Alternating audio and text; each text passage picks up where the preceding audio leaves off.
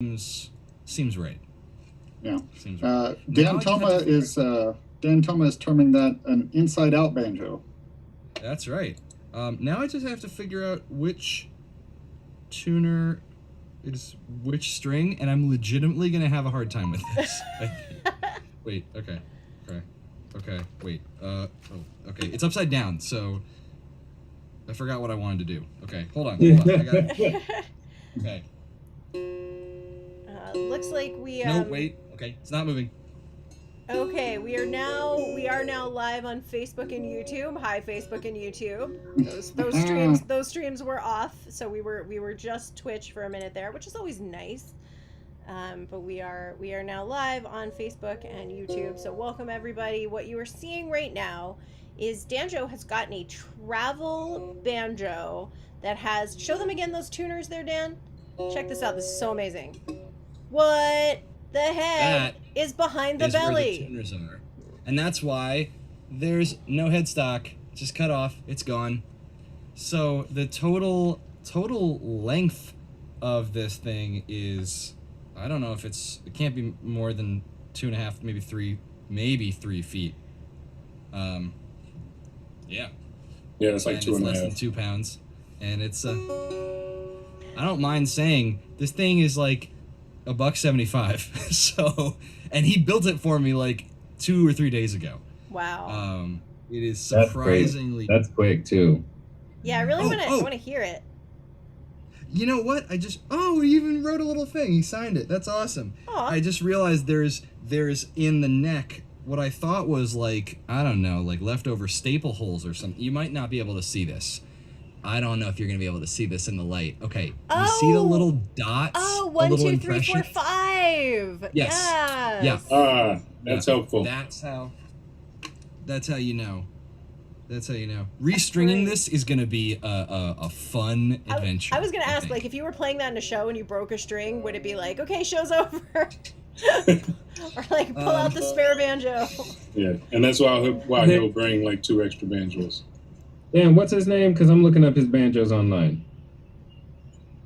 So this is backyard music banjos. I can't read his signature, and I forget. I was chatting with him on email. I need to send him an email right now, honestly, because just to tell him that I got it. Dave. It's Dave. His name is Dave. Backyard music. Okay, hold on. Man, this is such a. I feel like I actually have to hold it like a machine gun just to tune the thing. Okay, so it's gonna be a little sticky. Wow. Even still, you can hear it. It has a nice tone to it, which is really impressive. That was the one thing, sight unseen. I was like, I mean, this thing could sound like total crap, and I would still be getting a bargain.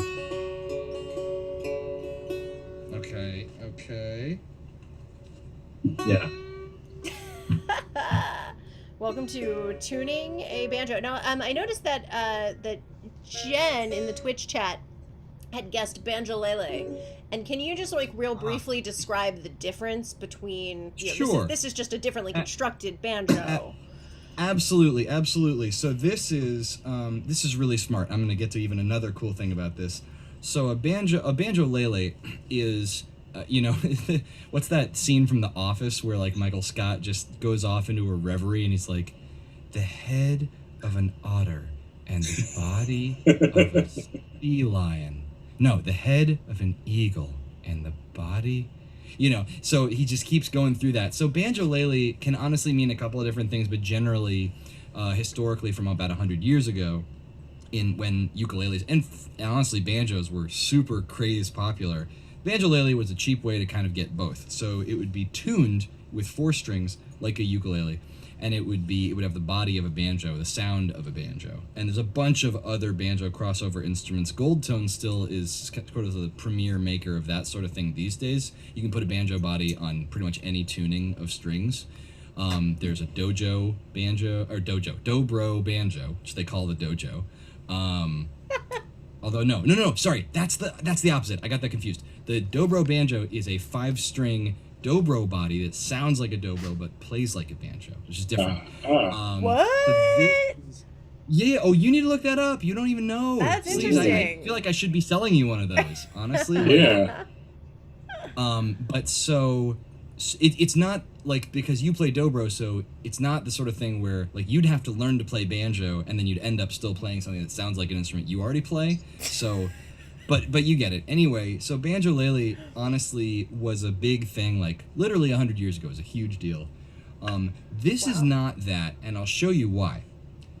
This is like with my neckville. This is a 5-string instrument, right? So there's 4 strings up here, and look at this bad boy. There is a 5th string, and because it's headless, the ball end of the string actually goes. They can kind of do whatever they want with them. I was wondering about that. I was trying to figure out where that thing was. It just So drills the right balls through are up here at and the ball top. end comes up there. Yeah. That's right. You said it. You said it. Yeah. Yep. There's even like little hooks for a strap. Man, this is I gotta say, I'm impressed. Wait, how does the strap hook at the top? Well, it's just there's like a little eyelet. Gotcha. There and down then there. also down Cool. there. Yeah, so this would be like tying on like a what is it? A crochet lanyard, like a macrame, you know, the little like little thin dealy. Like a shoelace strap basically, which would be proportional. I mean, you don't want a strap that's heavier than the instrument. Okay, I think I have it close enough.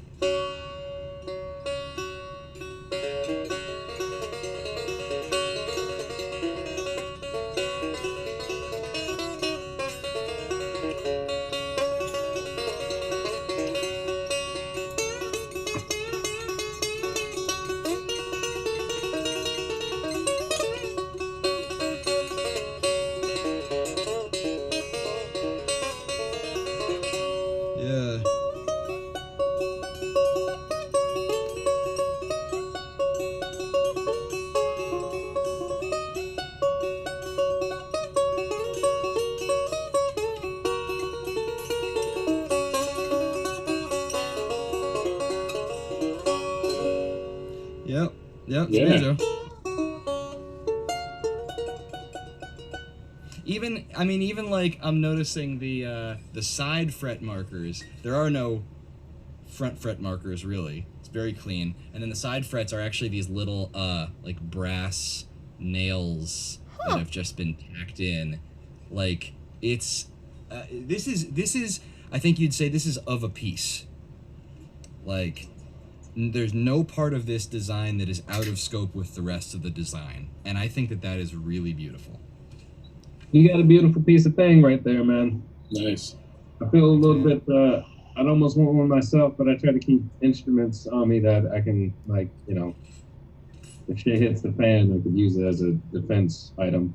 This would not be that. At less than 2 pounds, Yeah. this is like the fan that Mulan has, and then at the very end of the movie, she like, best you can do is deflect a stabbing strike from the sword that goes through it, and then you flip the sword, and then boom, you've disarmed, and now you've got the sword. Like, that's the best you're gonna do with this. Honestly, Side note, I really liked Disney's Mulan from the early 2000s. Agreed. Though I have to say, you know, I'm playing fiddle. You know, I usually, you know, I feel like with the fiddle, you can. I just want to defend it real quick. You can get a good smack out of somebody. One good smack, like a really good one, like just it's hard, and then it'll bust to pieces. And maybe you can use the neck for something, but yeah. I mean, you can use the strings for a nice garrote. Yeah. How many times have we gotten stopped at like international airport security when they're like, and those strings in the fiddle case, what are those for? It's like the fiddle. Not that, Unlikely story. Our murderous fiddle. I can promise you, officer, the fiddle strings are not for the same thing as the piano strings. I think that would actually be a fun, like, you know, what have you been stopped at airport security for, right? Like Pharaoh got stopped at every airport checkpoint we went through on our last trip for his coconut oil that he was trying to bring through. It's like giant jar of coconut oil with, like, I don't know, lavender and some shit in it. And that did not have over the amount you're not supposed to have. It was under, so it was fine. Right, but it was in a giant jar. Yeah.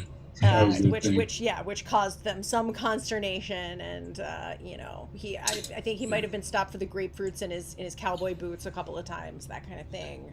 I got stopped bringing a hookah back from Dubai, and you know, I bought this beautiful hookah at the souk in Dubai, and you know, it, like, those who are familiar with a hookah knows that it has a big bowl, and the bowl has like very large holes in it, you know, because you'd be using like a sort of wet tobacco, and, you know, kind of cover it with foil, and then you put a briquette on it, so there's like tongs for the briquette and everything.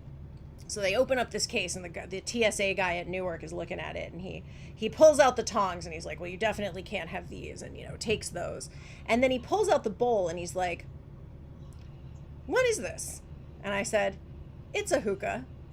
And he looks at the giant holes in it, and he goes, you're gonna need a screen. And I was just like, this is my TSA guy.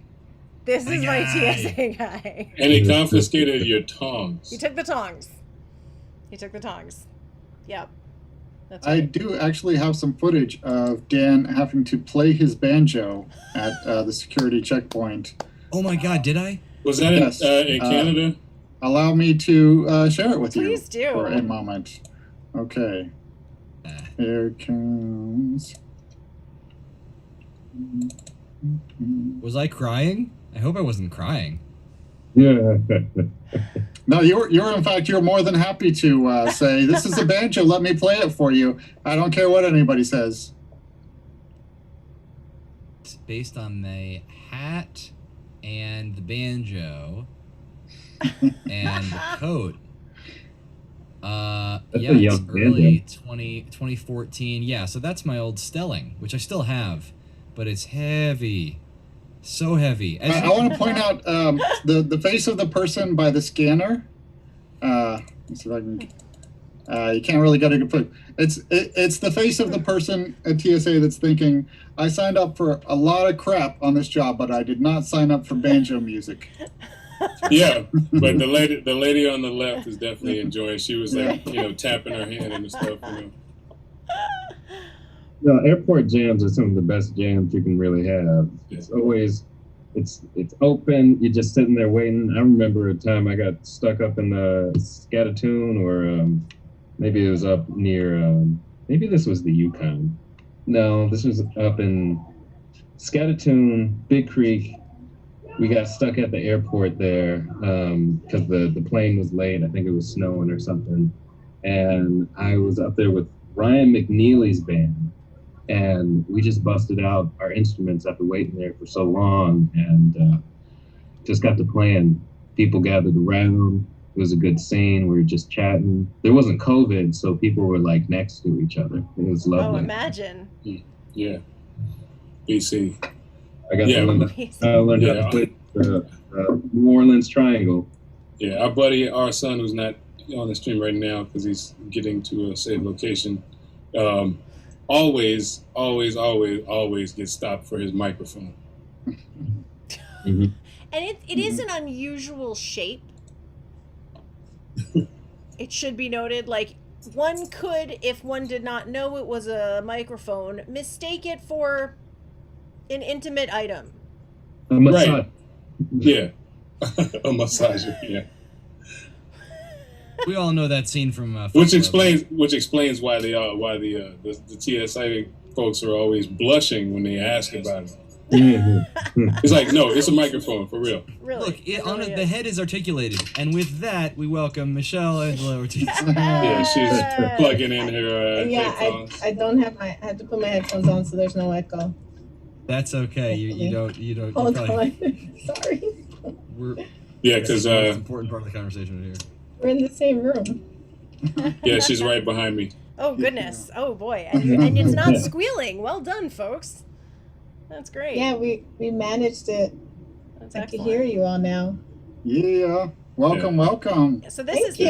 this is the She's guest on we've the been other trying side to of get this, on on the other for side of this green years. screen, actually. An entire year we have wanted to have Michelle Angelo Ortiz Oh, join really? us. It's been Yes. that long?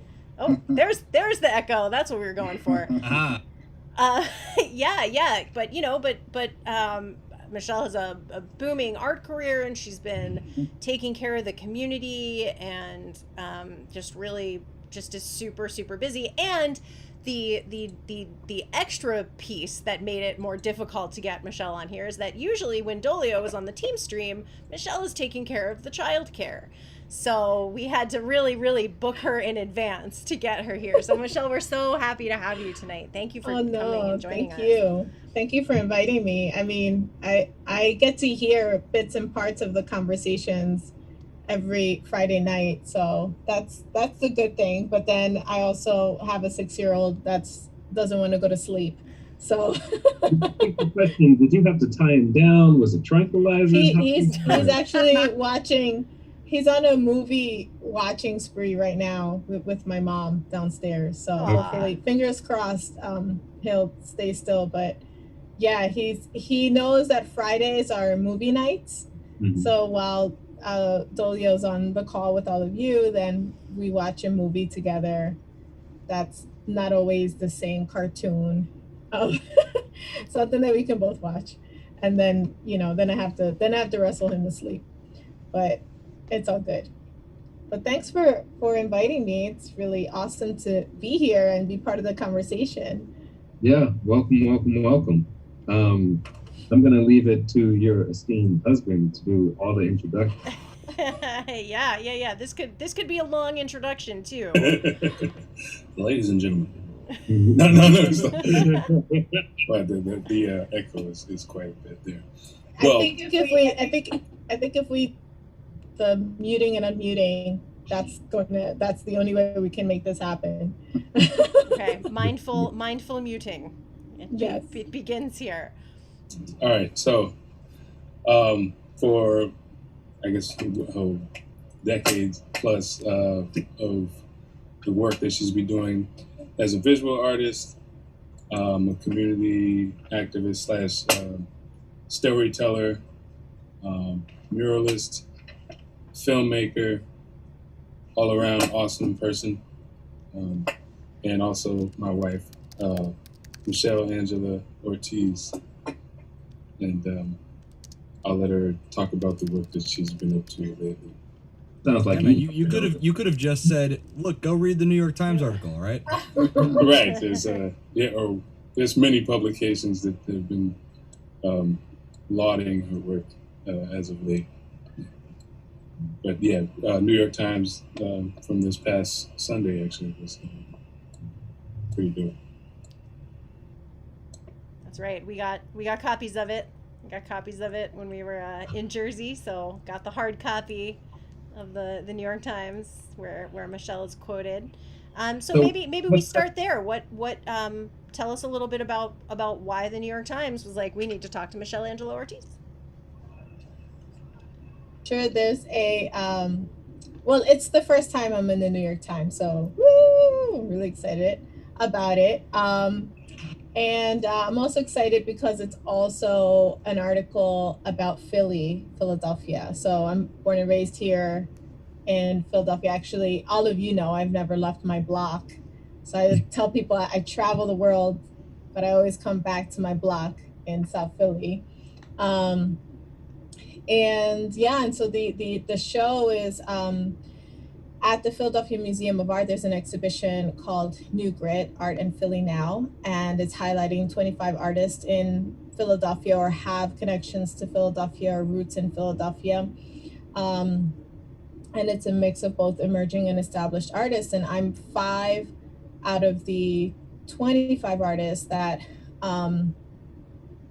was commissioned to do a new work for this particular show.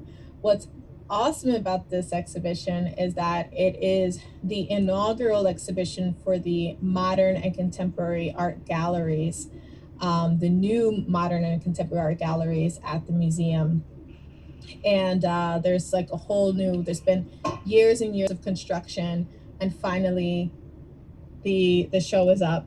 And yeah, and so I have an installation that's like a 8 by 20 foot long installation, very involved with like 19 light boxes and 13 video screens, and each one of the they all kind of come together to tell the stories of four Philadelphians, and their journeys and their points of revival and their stories of belonging or not in our city. And one of those stories is my mother.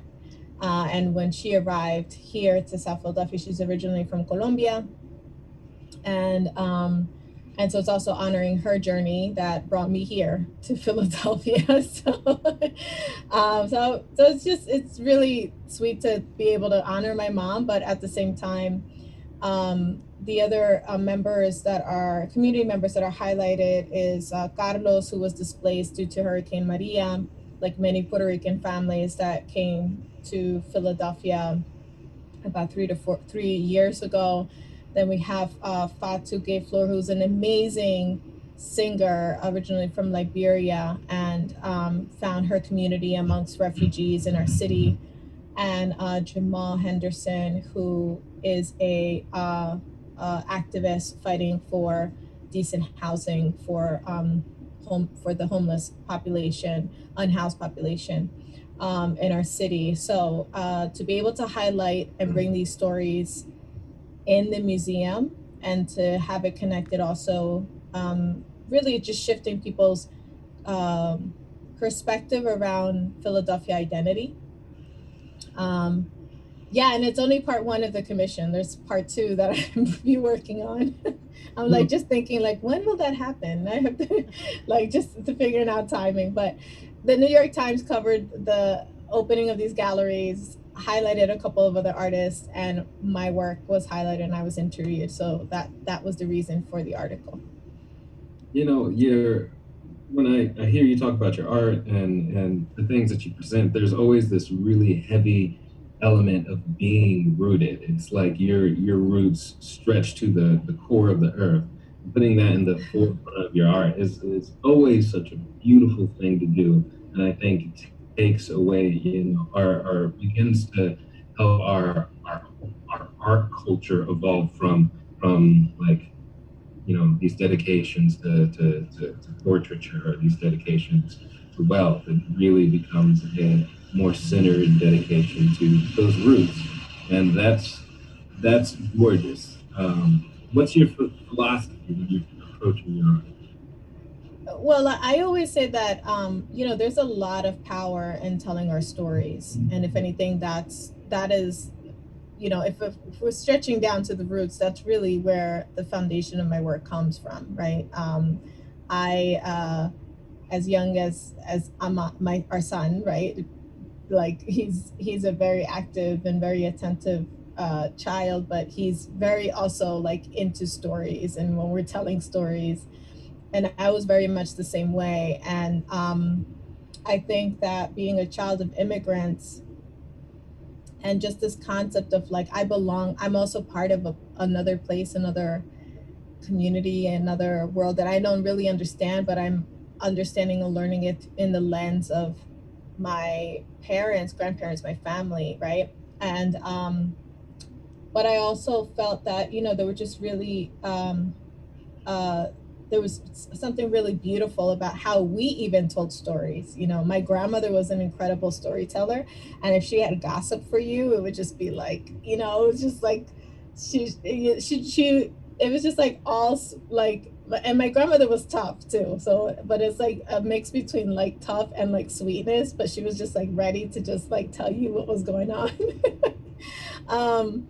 And so I think that I was always very much like impressed by the storytelling, by the stories that either taught us lessons, by the stories that make us understand what we need to be grateful for, or by the stories that are important for us to be grounded in, that help us find a direction of the decisions that we each individually make, right?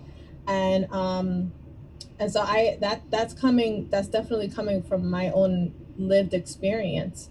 And so as I went to art school and, you know, learned about line and composition and color and, you know, all of the uh, words to use when we talk about art, um, it was really one point of my uh, education in arts, right? Like I talk about, well, all of you know also my dad sings.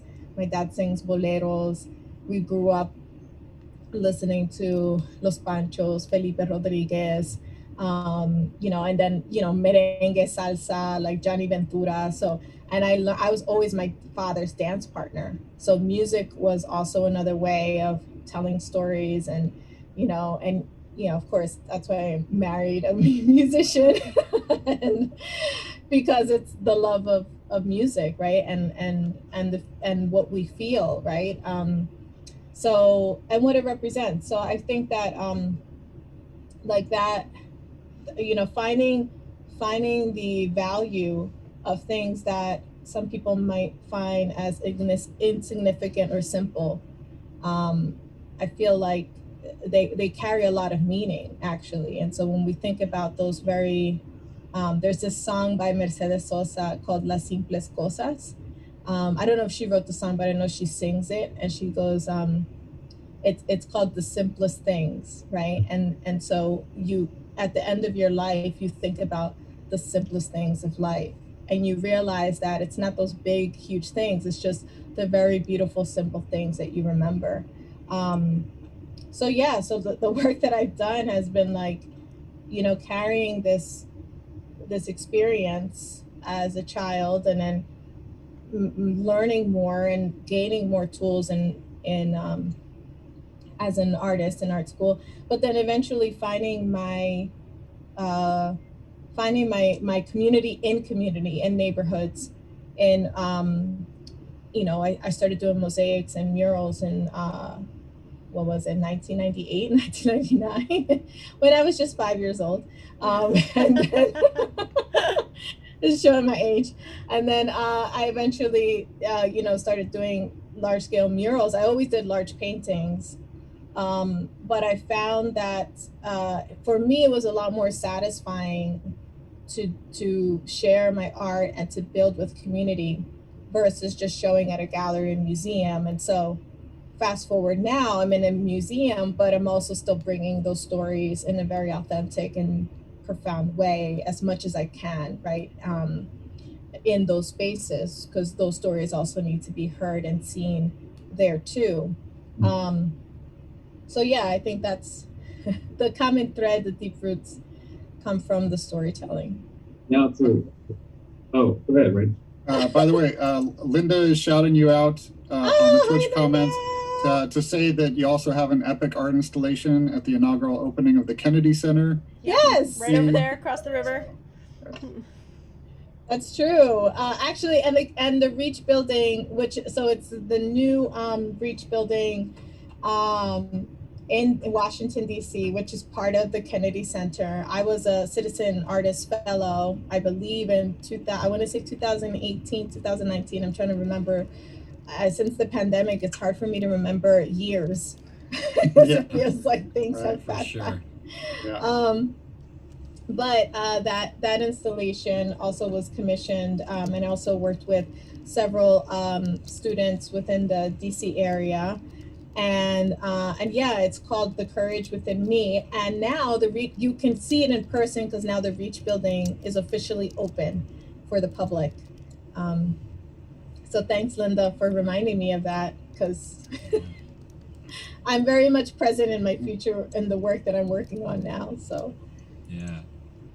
That's just so beautiful, and you know, hearing you talk about that song makes me think of a bluegrass song that I like to sing called Satisfied Mind, which I was made aware of it, like a Johnny Cash recording that he did, you know, in those later recordings right near the end of his life. Yeah. And so it's very perfect because he's, you know, an old man, he's looking back on his life and he's thinking, I love that about, song. yeah, those things that don't matter. And, you know, it's not about this, it's not about that. And even if everybody leaves me, you know, I I feel good about it, and that's really it really becomes about your story, you know, and what you take with you. I have a couple questions, and I don't want to be rude, but one of them is for Dolio, and it's not really a question No, it's because okay. it's obvious. It's obvious, Dolio. Just hearing you talk about storytelling, I mean, you have to have had some influence on Dolio's emceeing and his verses, because that's something that I noticed specifically about Dolio and about the way that he raps and the way that he writes. And I, you know, never knew him before he met you, but I will bet money that you've had an influence on him artistically. So that's not a question. That's just a I don't statement. know. That's true. I think we should have him answer that, because I feel Mhm. that, you know, it's interesting because we, you know, we are always hustling. Like, you know, it's just, we're just pushing hard all the time, and we're rooting for each other consistently, right? And so when I'll share when we met, if that's Yes, because do it. because he met me when I was doing this huge painting, this huge mural. Well, you know, we met at first at a club, actually. So I was dancing. I was with my friend Soya, who is an incredible dancer, and she's shorter than me, but like curly hair, light eyes. So everybody thought we were sisters. Yeah, And she's friends with Kamara Thomas. yeah, so Nice. we're dancing, and then Dolio comes up and he's like, "Hey." And I wasn't looking, I had a hat on, so I wasn't trying to like look at his face, and I was like, all right, whatever. But what really caught my eye was the necklace that he has on his on that it's got these emerald eyes, and it's like a sphinx, right? Is it a sphinx? So Pharaoh. yeah, so it's a pharaoh. So I was like, oh, that's interesting. And then I looked up and I was like, oh, hello. And so what we did was, you know, then I challenged him to dance off, and then he got served. And then and then so then I didn't hear from him from I don't know how many days. And then I was like, all right, I guess, you know, whatever. He's so stupid. And your friends were like, "You should have let him win. You should let him No. win." And you were like, "No." So then the next time he sees me, he calls me. He was about to do a music video actually with his friend, and I was like, look, I can't go out, but you can come and see what I'm doing. I didn't tell him what I was doing. So he drives up to the intersection. I told him, and it's like a huge, like, I don't know, over 70-foot long wall that I was painting, and it was like about, I don't know, 30 feet high. And he just rolls up, and I'm like, hey, this is what I do. It's like, but he always met me. I was working, I was traveling. I think shortly after I was heading to Ecuador to do an community arts residency there. So it when we met, he met me, and there wasn't anything new, right? It was like, this is who I am, right? But I wanted him to answer that around the storytelling, because I don't know if I've had that. I think he's always had. Yeah, I've always had like a storytelling element to my music. Where the influence was, I guess, was me taking music seriously. For me, before it was more of a hobby or a fancy or a thing that I kept trying to quit. But her being a full-time artist, basically told me in no uncertain terms that you are an artist, and if you don't take it seriously, you're going to lose your damn mind. And that's when I started taking it serious. Like that. Well, my other question then is for Michelle, and it's you know, in some ways I feel like the art that you do, I mean, I've never seen anything like it, and it is unique. And of course, in other ways, the storytelling theme, that's a very, you know, it's a very common theme that I think, you know, brings a lot of us together and resonates with so many people. Do you feel like there's, not just for you, but maybe for many other artists, do you feel like this is kind of a good time for, you know, like was said before, like getting art sort of away from the museum and a little bit more into the community and into the focus on storytelling? Like, do you feel like you're seeing a lot of peers, you know, find some recognition at this time? Yeah, I mean, I think that, sometimes it takes a minute for institutions to catch up because this work has been happening for a very long time. And so I'm proud to say that I am part of a group of artists that have seen the importance of doing this work in communities, um, seen the importance of supporting social justice movements, the importance of also just for me, what I usually say is that the work that I do serves as a platform, a visual platform, and so it's super, I think, even more now than ever, incredibly important to represent stories of community members that are often not seen or heard, right? And where they're being represented is really important too, and not in a way of my when I decide to show work in a museum or a gallery, um, it's really with careful thought, just the same way as I'm figuring out, okay, is is this a place that I want to work in? Is this a place that I want to show? Um, but very much understanding, like many communities that I come into, that there are these structures in place, and that for me, it's like, okay, how do I navigate through some of the bureaucracy, or how do I navigate through even some of like the stereotypes or perceptions? And I feel that for the places that I have shown, which has been like the ICA in Boston, the Philadelphia Museum of Art currently, um, and other spaces that are considered these institutions, I don't make those choices lightly. I think about, okay, is my work going to be valued and honored, and these stories going to be valued and honored in the way that I am doing this deep work in communities, and it's not going to be tokenized or presented in a way that's very superficial. Um, and so I think that because of especially with the continued fight for racial justice that's been happening, but these conversations around race and class and privilege, and a hard look back at institutions and the role of institutions and how they play in the system of white supremacy and racism in our country. There's many folks. There's the museums are not neutral.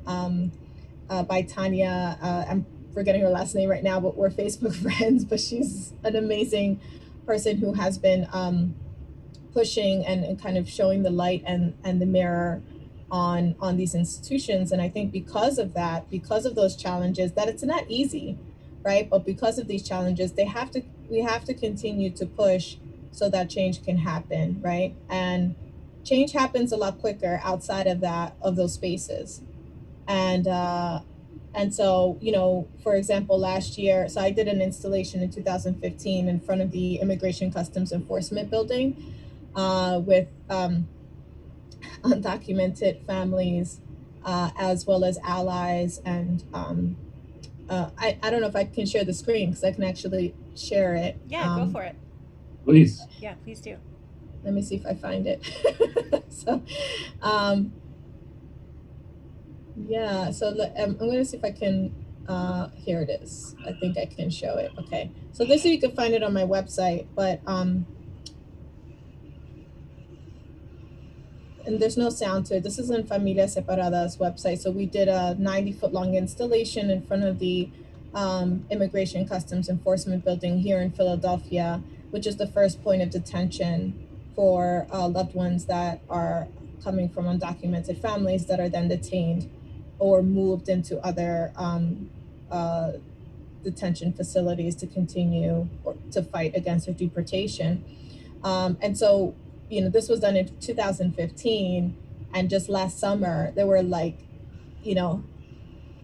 a bunch of street murals that were happening around Black Lives Matter, and it was just so beautiful to see that to see that happen. So many folks like responded back to me going, hey, do you know this is happening? And I remember when you did this piece in front of ICE, and to see that work was, you know, that action was happening in the streets was just so like inspiring, mostly because of the fact that I did this installation in front of the ICE building, and it wasn't so much of just, you know, the ICE agents looking down on us as we were creating this huge installation on the street in Philadelphia, but it was also just the spirit of that day, right? That this isn't necessarily captured in the photos or in the time lapse, but just a sense of just unity and the need to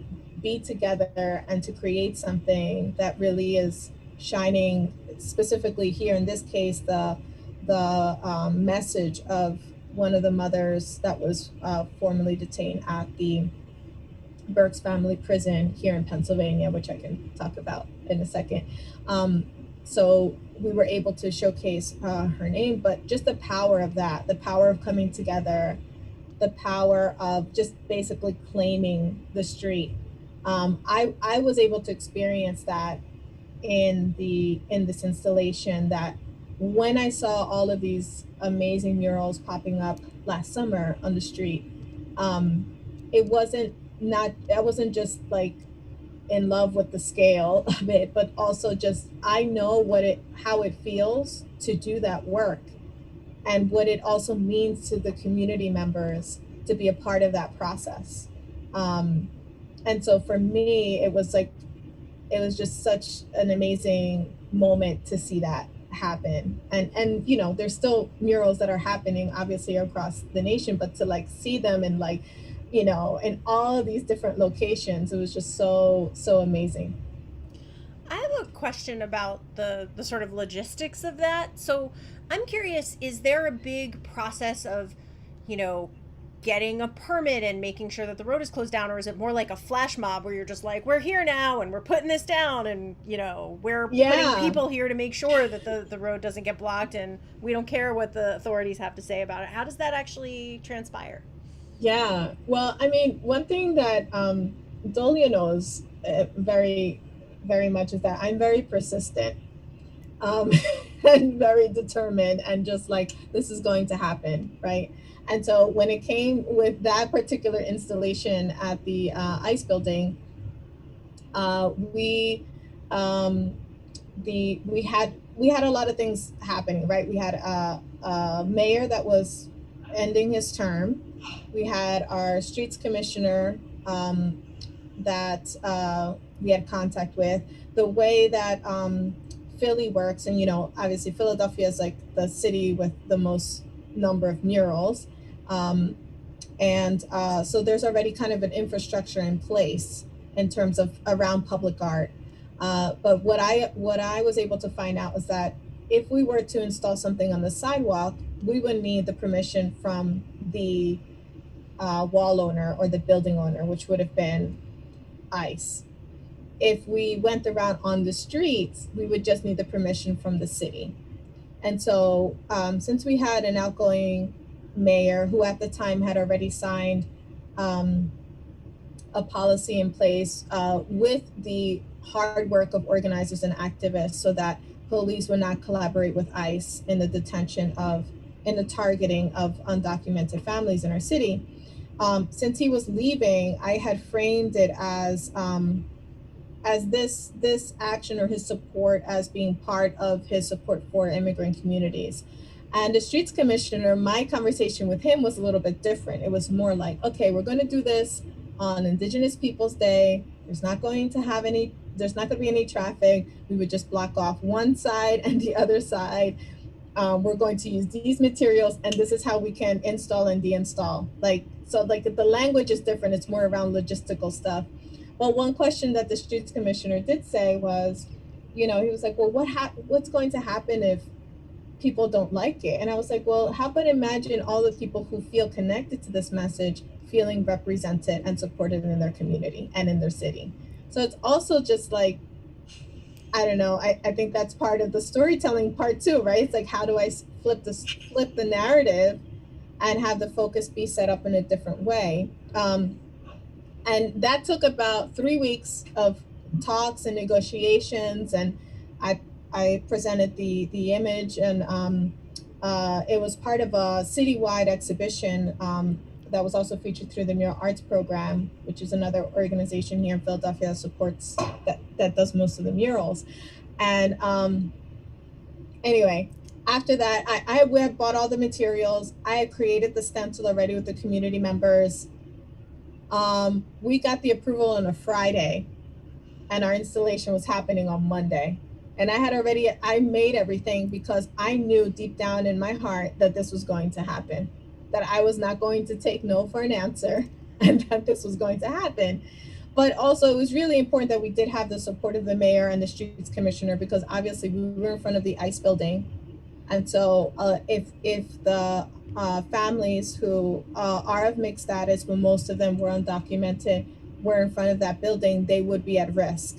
So this is another thing that I really speak about as an artist working in communities. There's risks that I take as an individual person, Michelle, but then I also have to be very mindful of the risks that I am asking community members to take as well. So that is why we went through all of these conversations with the streets commissioner and the team to be able to get an actual written letter that says we have permission to do this. And so ICE would not be able to touch us, basically, when we did the installation. So that is something that was extremely important to make, set up. When you talk about de-installation, you mentioned, going through with him the plans for installation and de-installation. Is that just like getting the stencil out of there and, moving everybody out of the street and unblocking, or do you actually have to we have to paint over? How does that we work? removed it.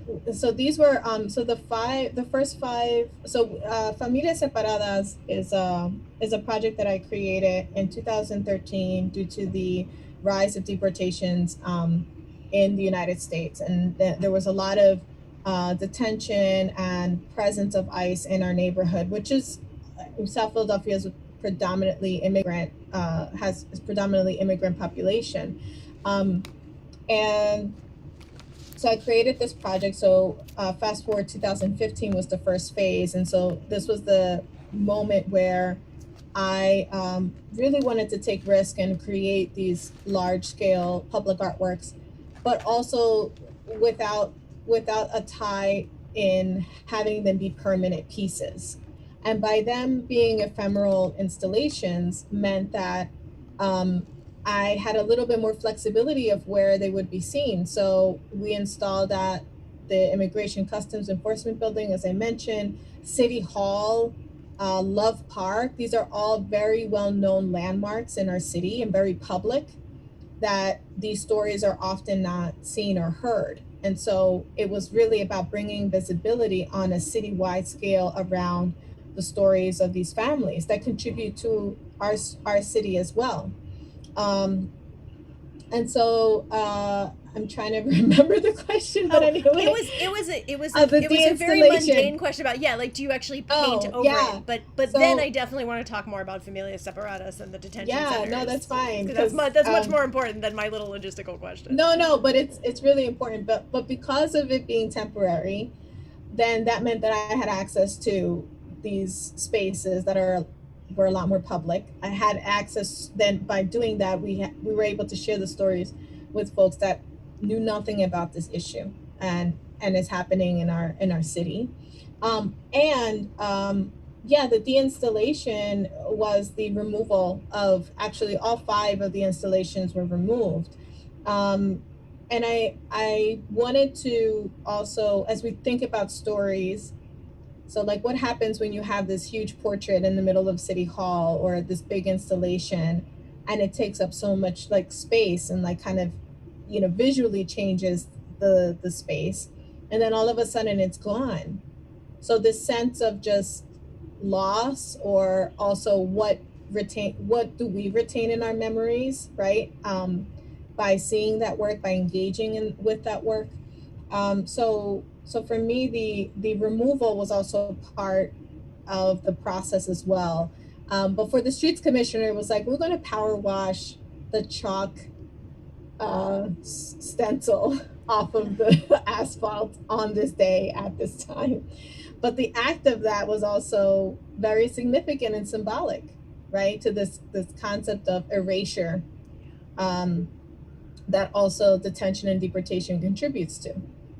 You know, I gotta say, I appreciate the even though there's a removal involved, um, I appreciate your method in getting it done with the community, because I see other campaigns where they basically are asking you to go to jail, but through negotiation you're not only able to display this message but create a system through the bureaucracy to continue to create this message and to make sure that no one's going to jail over this, to make sure that the message is clear and out there and people are safe.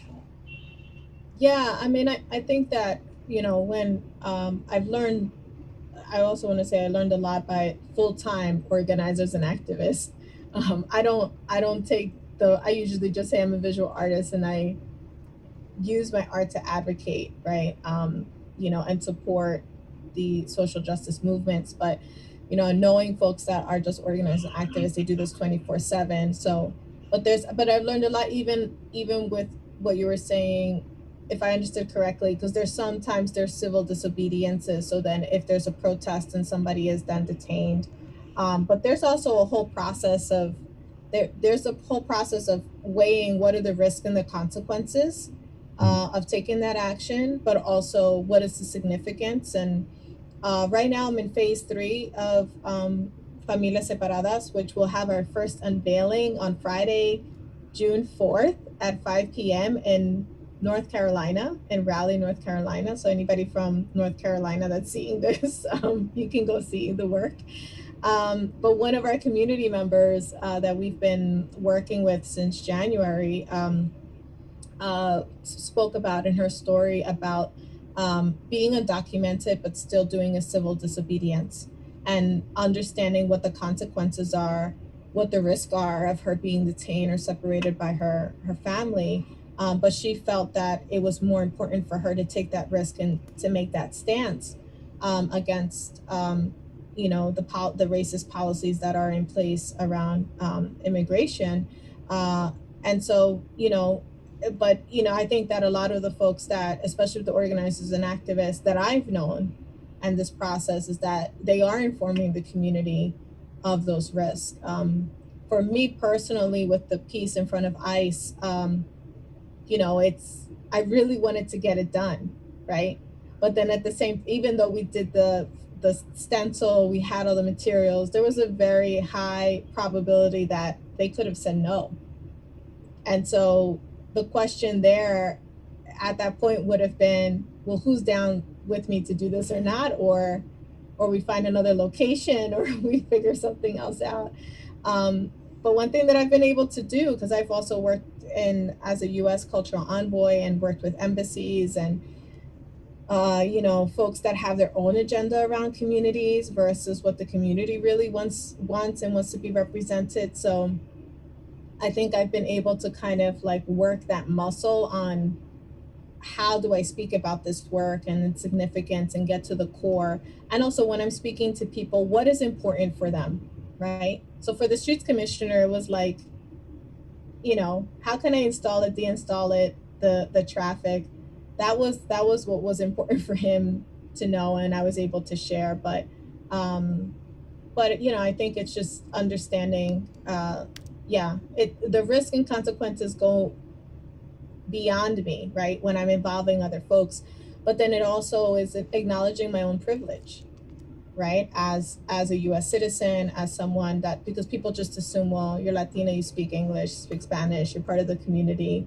But there are privileges that I have, that I understand that, and I have to like consistently be aware of that as I'm bringing people in this space and how they want to be represented, how they want to share their story. it's a lot of work, but it's worth it. It's wise to keep that stuff in mind, and it's honestly, I'm just over here complimenting. It's incredible that you do. It's really good. Thank you. Yeah, I tell did us. notice in the time lapse that there was a lot of people there cooperating to work on it, and that did impress me immediately to see that kind of community effort. So what? How does a community get reached out to or come together on something like that so that you have Yeah. showing up to do it together? Well, one thing is that I always, in any place that I go, I think about who are the people that are already doing the work on the ground. And so for phase one, I worked with Juntos, which is an immigrant rights organization here in Philadelphia. And they were able to connect me with 2 out of the 5 family members that we were able to connect with. Well, 3 out of the 5. And so those were how the families were selected, or the individuals that were highlighted in each one of the artworks. I then was able to connect with them, and Maria, for example, who was installed at City Hall, had her husband who was recently detained at the time, and she was very cautious in speaking to anyone, right? Very, very cautious around that. And yeah, and so basically when I first called her, it was like a screening, like kind of like, who are you? Why you want to do this? And but most of the time it is through community contact. So so that's one example for phase one. Phase two, I worked with the Shut Down Burks Coalition, which was my community partner for that phase of work, and they're a coalition of a statewide coalition of organizers, activists, community members, lawyers, folks that have been fighting to shut down the Berks County Residential Center, which is the first and oldest family prison in the United States. The others are in Texas, which are Carnes and Dilley. And when I say family prison, they do detain parents with children in these detention centers. And this detention center is in Pennsylvania, and so many people don't even think about a detention center being. They think about it in the border. They don't necessarily think that this is an issue that we're facing nationwide. So yeah, with the Shut Down Burks Coalition, I first came and had a meeting with them, spoke to them about what my intention of the work is, asked them, what are ways that maybe this work can advocate and support their efforts. Because again, it's not just, what I'm seeing as an artist or am excited about or inspired about, but it is also about how this can help and advocate, or maybe bring a different perspective to the issue. And so it was thanks to the Shut Down Burks Coalition that I was able to connect with one of their partners, which is the Pennsylvania Immigration Citizenship Coalition, PIC. And one of their organizers, Maria Sotomayor, was there at the time, and she had already been visiting the mothers at Berks, who at that time, the mothers had already done hunger strikes, labor strikes, had a whole campaign fighting for their freedom. They had already been detained there for close to 2 years, almost close to 2 years, when I went to go connect with them. And that was my first meeting with the mothers, and I sat down and I said, I would really love to highlight your stories in this way. And that's how we just started having conversations, and that's how it happened. But a lot of it is based on relationships and trust, and always acknowledging who is doing the work on the ground. And that is this very same way in which I've done this work now, phase 3 of Familias Separadas, which in the month of June, the installations will be unveiled in Raleigh, North Carolina, Dover, New Hampshire, and Denver, Colorado. Wow. Awesome. Yeah, that's great. got people in. I think we got people in all those places actually. Yeah, I know. And it does point to the importance of being connected organizationally. That activism and art and all this stuff, that to make social change, is not just like one individual striking out on their own. That so much is done through people organizing together, through networks and existing structures, that is kind of behind the scenes. A lot of people don't. We have the images of Rosa Parks just got tired one day and said, "I'm not moving," and we don't have the images of her being an NAACP member that was actually behind the scenes talking about what would be necessary to instigate a boycott, and doing all the calculations and the support network that was there, and then the promotion of the boycott. So, I definitely want to highlight that aspect to this, of the fact that you have to plug in to the organizing to make things really go. I also think that intention is really important, right? And being honest and clear about that and transparent. And so with all of the work that I do, being as clear as possible, and being really like, okay, why am I doing this? What is the intention here? Why do I think it's important? And so because those are the questions that are asked. Like, why are you here? Why do you want to do this? It's important to know how to answer that. And also before answering that, I think that that's another huge thing, is about understanding the difference between charity versus collaboration, right? And so what you find sometimes is the kind of savior complex, or I have all the answers, and that's definitely not a perspective that I share. It is around collaboration. It is about learning. It is about building and working together. None of the work that you see that I've done has been alone, right? But what I am very grateful for is that all of those people that you see there and working with me believe in me as well as I believe in them. And I think that that's a very beautiful thing as well, right? Sometimes I'm so involved in my projects and my work, and I'm glad that these videos exist and I do documentation, because I'm able to at least remember how I felt. Sometimes it's just so hectic and on to the next project. Well, I mean, you guys are working on what, 500 albums? I just feel like you finish one thing and then you're off to another thing, and Dolly's like, I have to finish these rhymes. I'm like, didn't you just finish a mixtape?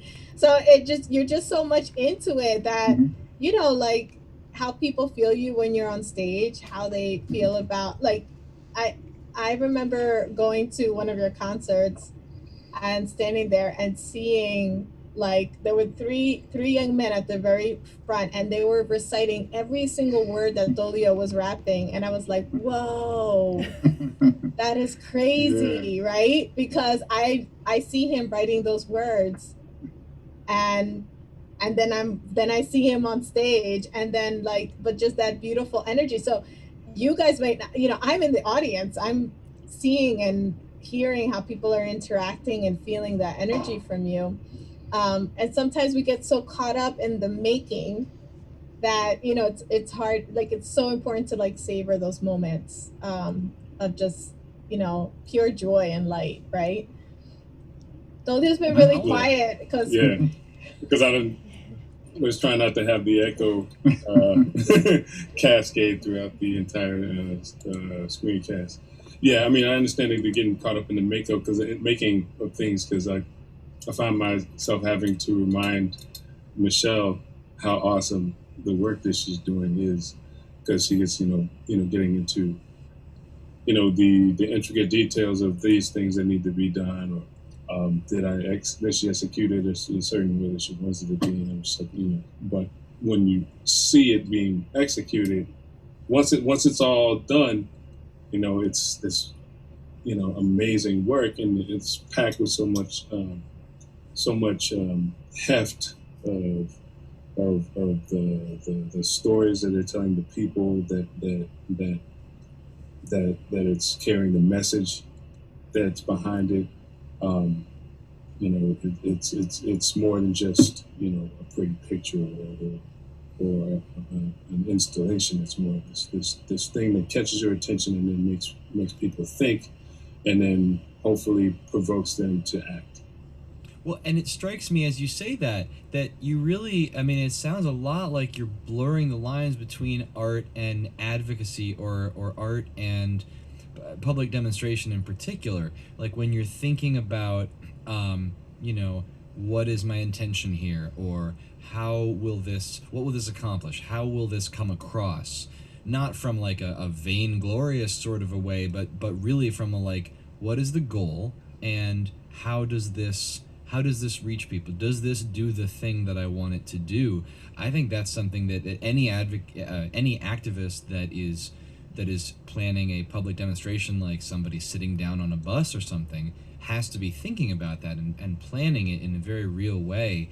And it just seems like that's really, totally in line with a lot of the way that you're thinking about your art. And so, I get what you're saying when you say, well, I'm an artist who does advocacy through my art, but it does really seem like almost two sides of the same coin, where like people are maybe focusing more on the community organization part of it, and or more on the I guess the spectacle of it, but it all, at least the way you're doing it, it seems like it's all linked and it's all of a piece, which is really powerful. You have found Zen. Yeah, you found Zen, man. I'm wondering, Dolio, if I turn my mute off, would they be able to still hear me? Probably yell. not as well. Yeah. Wait, hold on. Say something, I guess. Hello? Yeah, you definitely sound like you're kind of far away. Yeah. Put her in the closet. Yeah. I'm on this side because I was saying if I needed to share anything, I could just share it on the thing. But then I can just sit next to Dolio. Yeah. And break the illusion? What? Break the illusion. Oh yeah. my goodness. I say, hold on, I'm going to go into another world. I can honestly, I can't do that right now. You could probably just like reach through that sheet and say hello. I will. Well, I'll go and sit next to him so that we can actually still be in conversation and we're not like muting and unmuting. Is that okay? Yeah. Okay. I'll be right back. Okay, I'll be bye. right back. Bye. By the way, just to throw this to everybody that's in the audience. Turn off that ring light. Sure. If y'all want to, add some questions, some comments, you want to throw some stuff out there, have some questions for Michelle, have some comments about art, get in here.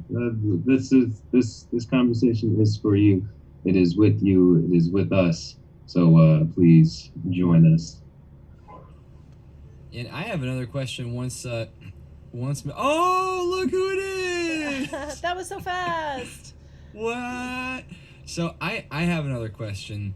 Along those lines of people getting involved, what would you say? This is kind of getting back to thinking about institutions, thinking about choosing to work with places, and I'm sort of interested to know what you're thinking about when you look at an institution. You think about, you're avoiding things like being tokenized, or being marginalized or misrepresented broadly, I guess, and what do you look for in that? But also maybe thinking about like a younger artist that is at the start of their career, that's just trying to figure this out and maybe do the sort of thing that you do, and is facing the same kinds of concerns with like, I don't know. I mean, museums, I don't see what I do being in a museum. All those valid, legitimate questions. What do you say to an artist that's in that position about like how you have chosen to navigate that? You see sort of a path for yourself that is, I think that this can work. I think if I put my piece in this museum, I think ultimately that'll be more beneficial to me than it might be harmful. What are your thoughts in that?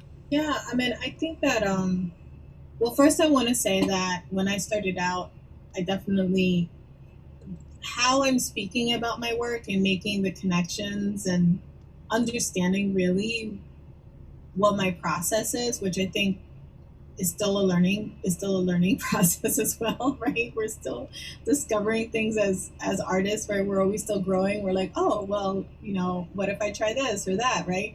I think that being an artist is always around risk taking and pushing yourself, but also is a place, is the creative, I guess, vortex, I would say, or like the galaxy of creative, I don't know what, the world of just like the realm, thank you, that words, this is why you're here, right? Is to kind of figure out, like, where is it that you actually flow the best, right? And I think that I gravitated more towards public spaces because that's where I felt the most connected, right? And if I were to look back in my experience with museums and galleries, it was really remembering how I felt in those spaces, right? So how it felt very cold to me, or it felt that the works that I was seeing were not really a reflection of me or my community or my experience. And so, um, and so I felt that, gravitated towards the places that I felt most connected. But how I'm speaking about my work now, if you would have asked like 23-year-old Michelle, like I would have been like, I don't know, I just like doing this versus that, right? I couldn't really make those connections then.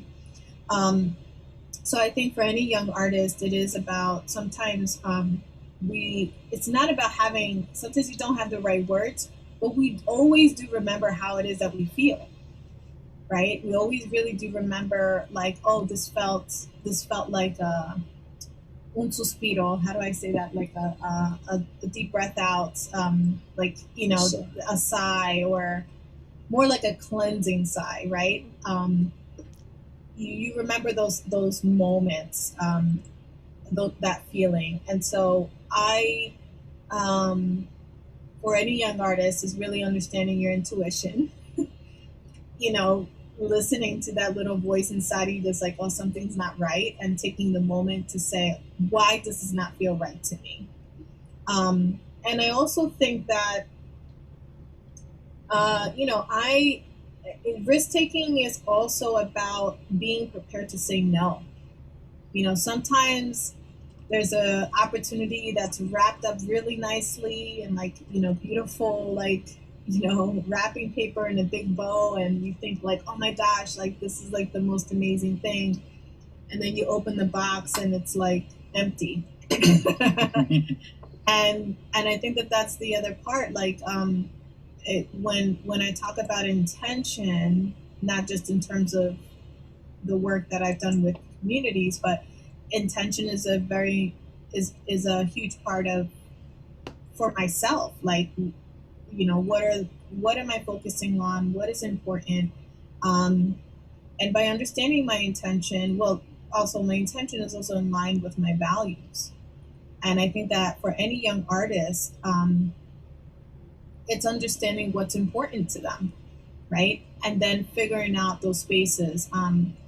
I, as a very young artist, always was always doing my research. And so if I went to an exhibition and didn't feel that I was being represented, if I read an art textbook and felt that this has nothing to do with my experience, then my extra work was then searching for artists that understood me, that we were on the same page, that we had those values, right? Because the world and the universe is abundant. So when you think about, I think for any young artist, it's like finding your people, finding your community, finding your people. And obviously, with opportunities, like I said, sometimes you have to create your own opportunities, right? Like, so I decided, okay, I'm going to do a documentary, and and this was actually the second documentary that I've created, but was also very, I said, what are my skill sets? Like, I know how to tell stories. I know how I want the story told. I know why it's important to tell the story. Where are the areas that I feel that I need support in? I'm going to search for those folks that are going to help me. And sometimes you have the resources and others not. And sometimes folks are like, we believe in you and we want to help you, so we'll do this for you, And so I feel that it's really around finding your community, and then and being prepared. I mean, when I used to be a program manager at an arts foundation, Bartow Foundation, which is a small arts foundation here in Philadelphia, and with the director developed this marketing yourself as a teaching artist. And I talk about how important it is to have your statement ready, have your bio ready, have images of your artwork, document, know how it is that you're talking about your work, being prepared so that when the opportunity presents itself, you're ready, right? And I think that that's something that's very important for young artists, is about, it's not necessarily about organization. It's about how are you putting together the best representation of yourself, so that when the opportunity presents itself, you got it, right? And you can push forward. And then in terms of that when I talk about hustling, like I remember being a young artist, and the way that I found my community was, let me try this here. Let me try this here. Let's do this. Let me do this project here. And let me exhibit here. So I was in a lot of spaces. And then I landed like, okay, actually this is where I feel the most myself. And this is where I feel that my work has the most impact. And that's where I have continued. That's what I would say. Young artist. Is that all? Is that all? Or okay, well. We do have a couple questions coming in. Jen wants to know, can we hear more about Michelle's films? That's a question coming in from Twitch. Yeah, and there's a lot of resonation from the audience too on the point about savoring. Lillian in Chicago loves the savoring of the art and taking the time to experience the joy and getting out of that just making it and moving on to the next thing space. But yeah, I also want to hear a lot more about the documentaries. Tell us more about the filmmaking. Real quick, I gotta say, Michelle, it really, I want to say congratulations to everybody that graduated recently, because that really sounded like a commencement address that you just gave. Everybody's thoroughly glad to get out there, kick ass. There's even like, you got like the Maya Angelou quote in there. What I was reminded of how people will forget what you do and they'll forget what you say, but they won't forget how you make them feel. And that's so, that really, I like what you said about that, because you really do need to honor your own voice. I mean, that's not just artists, that's everybody. You need to listen to that voice that's telling you whether something's right or not. And I need to listen to this baby monitor voice, so be right back. Okay. Segue, Dan. So if you want to type in the Las Madres de Berks, so if you go to Las Madres de Berks, and I don't know if we're able to share the share screen so you can the trailer. So Las Madres de Berks is the most recent documentary that I created, and I'm hoping that the sound would be able to play well, but it shares the testimonials of 4 out of 14 mothers that were detained at the Berks Detention Center. You just gotta shut off the little pop-up. Julio's helping here. And it's a 30-minute documentary, and it's at the forefront of the storytelling are the 4 mothers that for some of them was the first time that they were sharing their stories. So as I mentioned, there were 14 mothers detained with their young children. Children as young as 9 weeks old have been detained at the Berks family prison.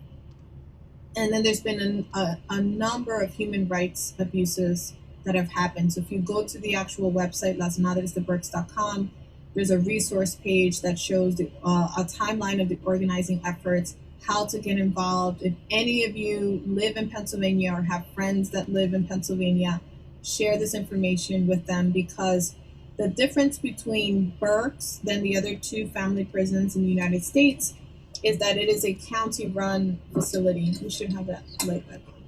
It's a county-run facility, which means that, oh no, that just makes me look like a ghost. Which means, it's okay, it's fine there. Which means that the Berks County Commissioners have the power to shut down, and our governor, Tom Wolf, who's a Democrat, by the way, have both of them, they both have the power to shut down this detention center. As of the end of February, all of the families have been released from this family prison, but there is this current plans that they're trying to shift the facility to a women's immigrant detention center, which will still be a prison. And so that's a lot of the organizing work in trying to shut down this particular prison. And the other thing that I want to share is that by shutting down Berks means that it sets an example that, especially for supporters of immigrant detention, that Berks is seen as a cookie cutter that they want to replicate. And so by shutting down Berks is a great example of this will not stand, not just in Pennsylvania, but also serves as a model for other folks on how to fight against these detention centers that are coming up in their own communities and in their own spaces.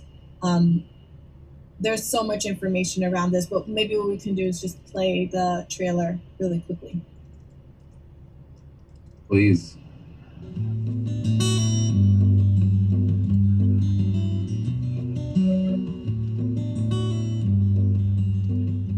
Yo no sabía para dónde me llevaban hasta que dijeron que íbamos a ser trasladadas para ese centro. Pues ahí en ese centro, pues yo nunca me lo esperé, nunca tenía en mente, nunca me vino en mente que yo iba a estar por tanto tiempo en ese centro. Tuvimos en total 700 días ahí, solo faltaban como 15 días para cumplir los 2 años de estar en ese centro. Ellos como que no tienen hijos, como que uno es nadie, así. Que no había necesidad de este trauma, no había necesidad que nosotros pasáramos este sacrificio que pasamos. Y al gobernador, pues lo que le dije una vez al oficial de inmigración: póngase en mis zapatos y dígame, ¿qué le contestaría a su hijo si su hijo le dice: mamá, ¿por qué no podemos ir por un helado? Mamá, ¿por qué no podemos ir por ropa? Mamá, ¿por qué no puedo salir? Mamá, ¿por qué no puedo ir a un parque? Mamá, ¿por qué no puedo ser libre? Quisiera que él se pusiera en los zapatos de nosotros y que tomara 2 minutos de su tiempo y que tratara de analizar el daño y el trauma que les está haciendo a los niños. Eso.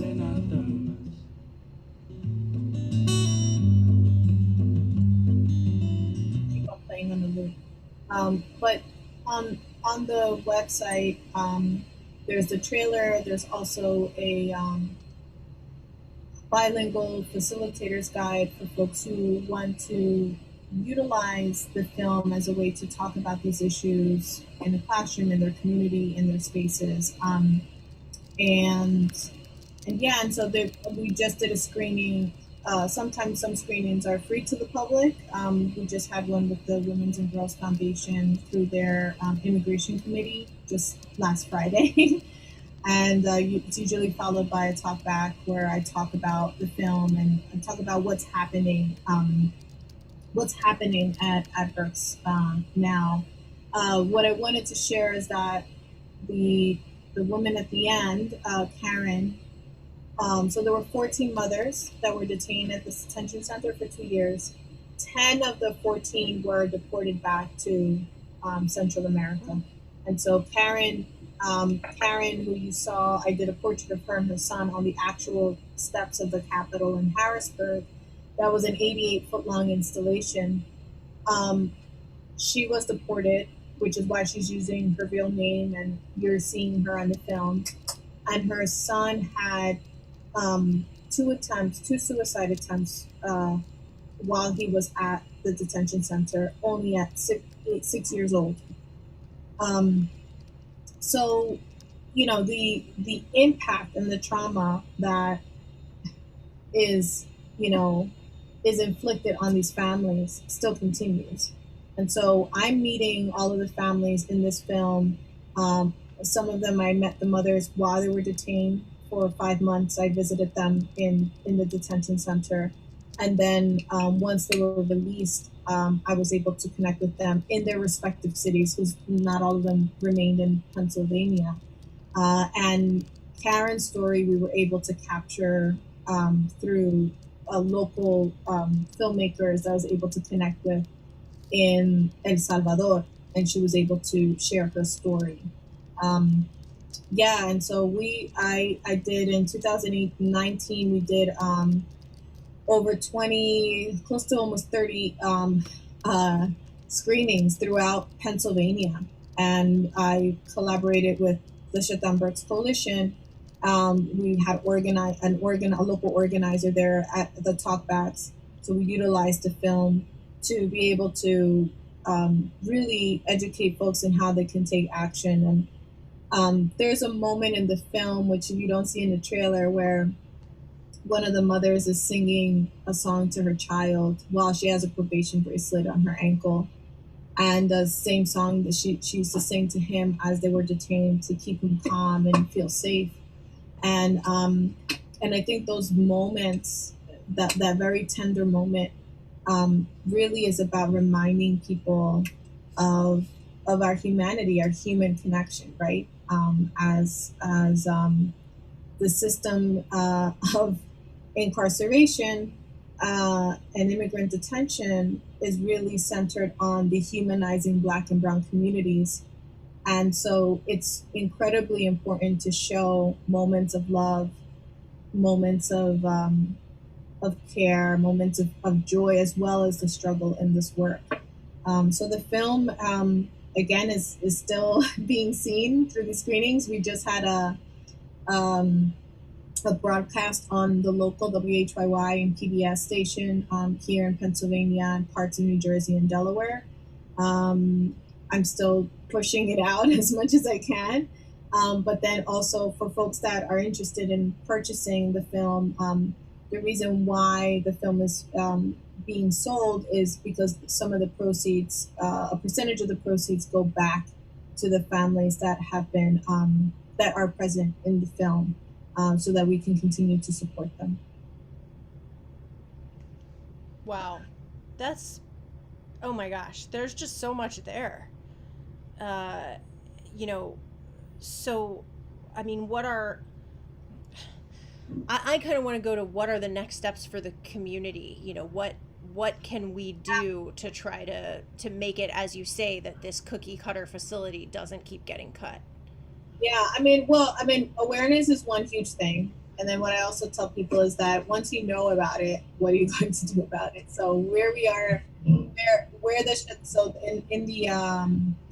in the resources page on Las Madres de Berks, which I don't know if we can pull up, or just share the chat, you will be able to find, there's a little link that says, it says take action. So if you go to take action, those are 6 ways from the Schattenbergs Coalition, but I would say, go back, I'm sorry.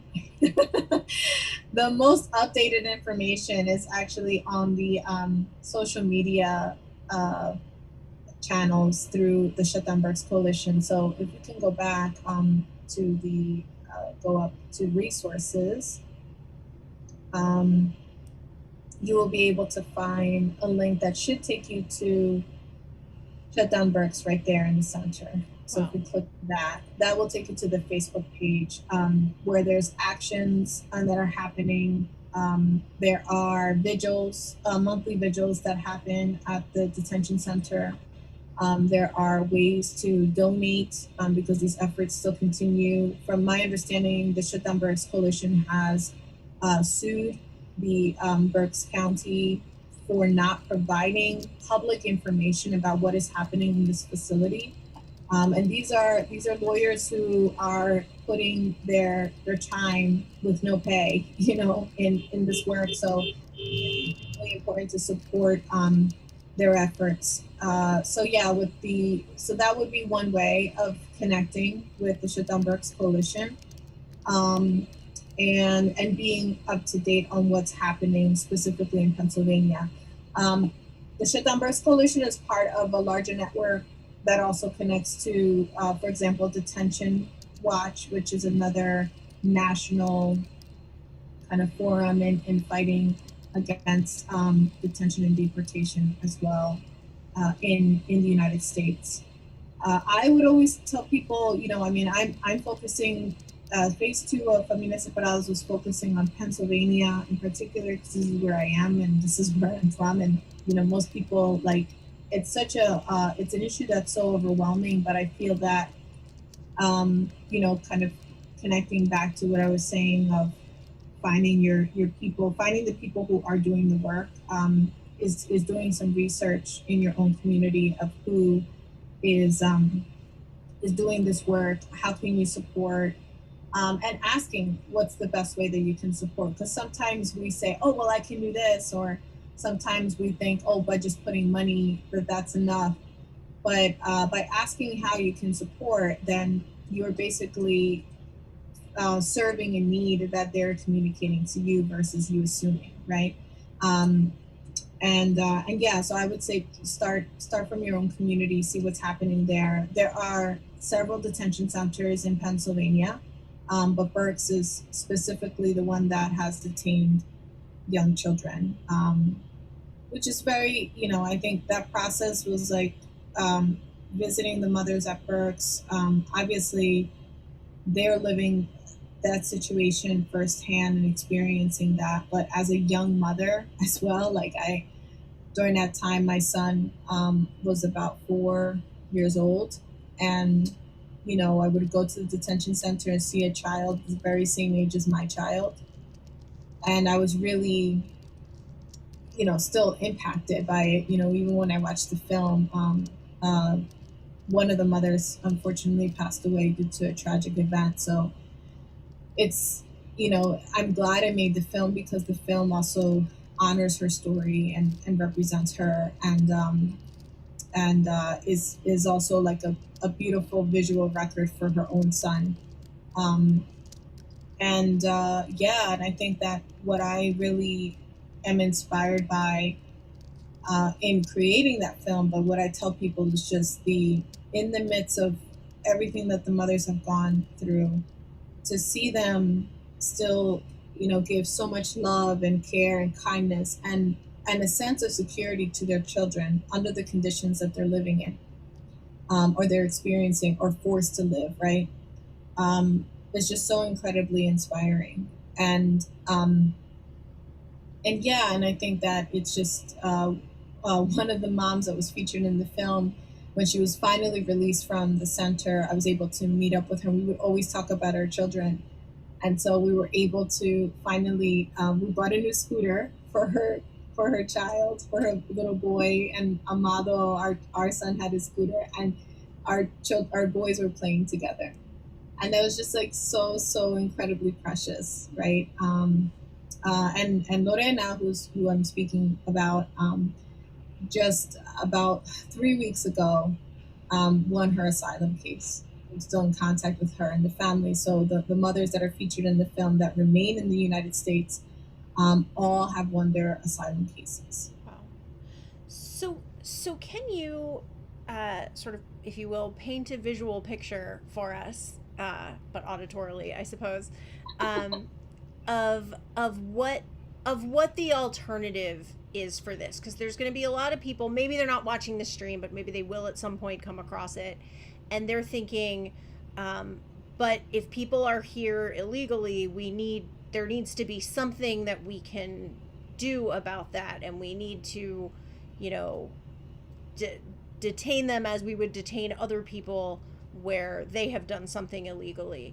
What can you offer to people who are looking at it that way, that is an alternative way of handling these cases that doesn't involve putting families into prison?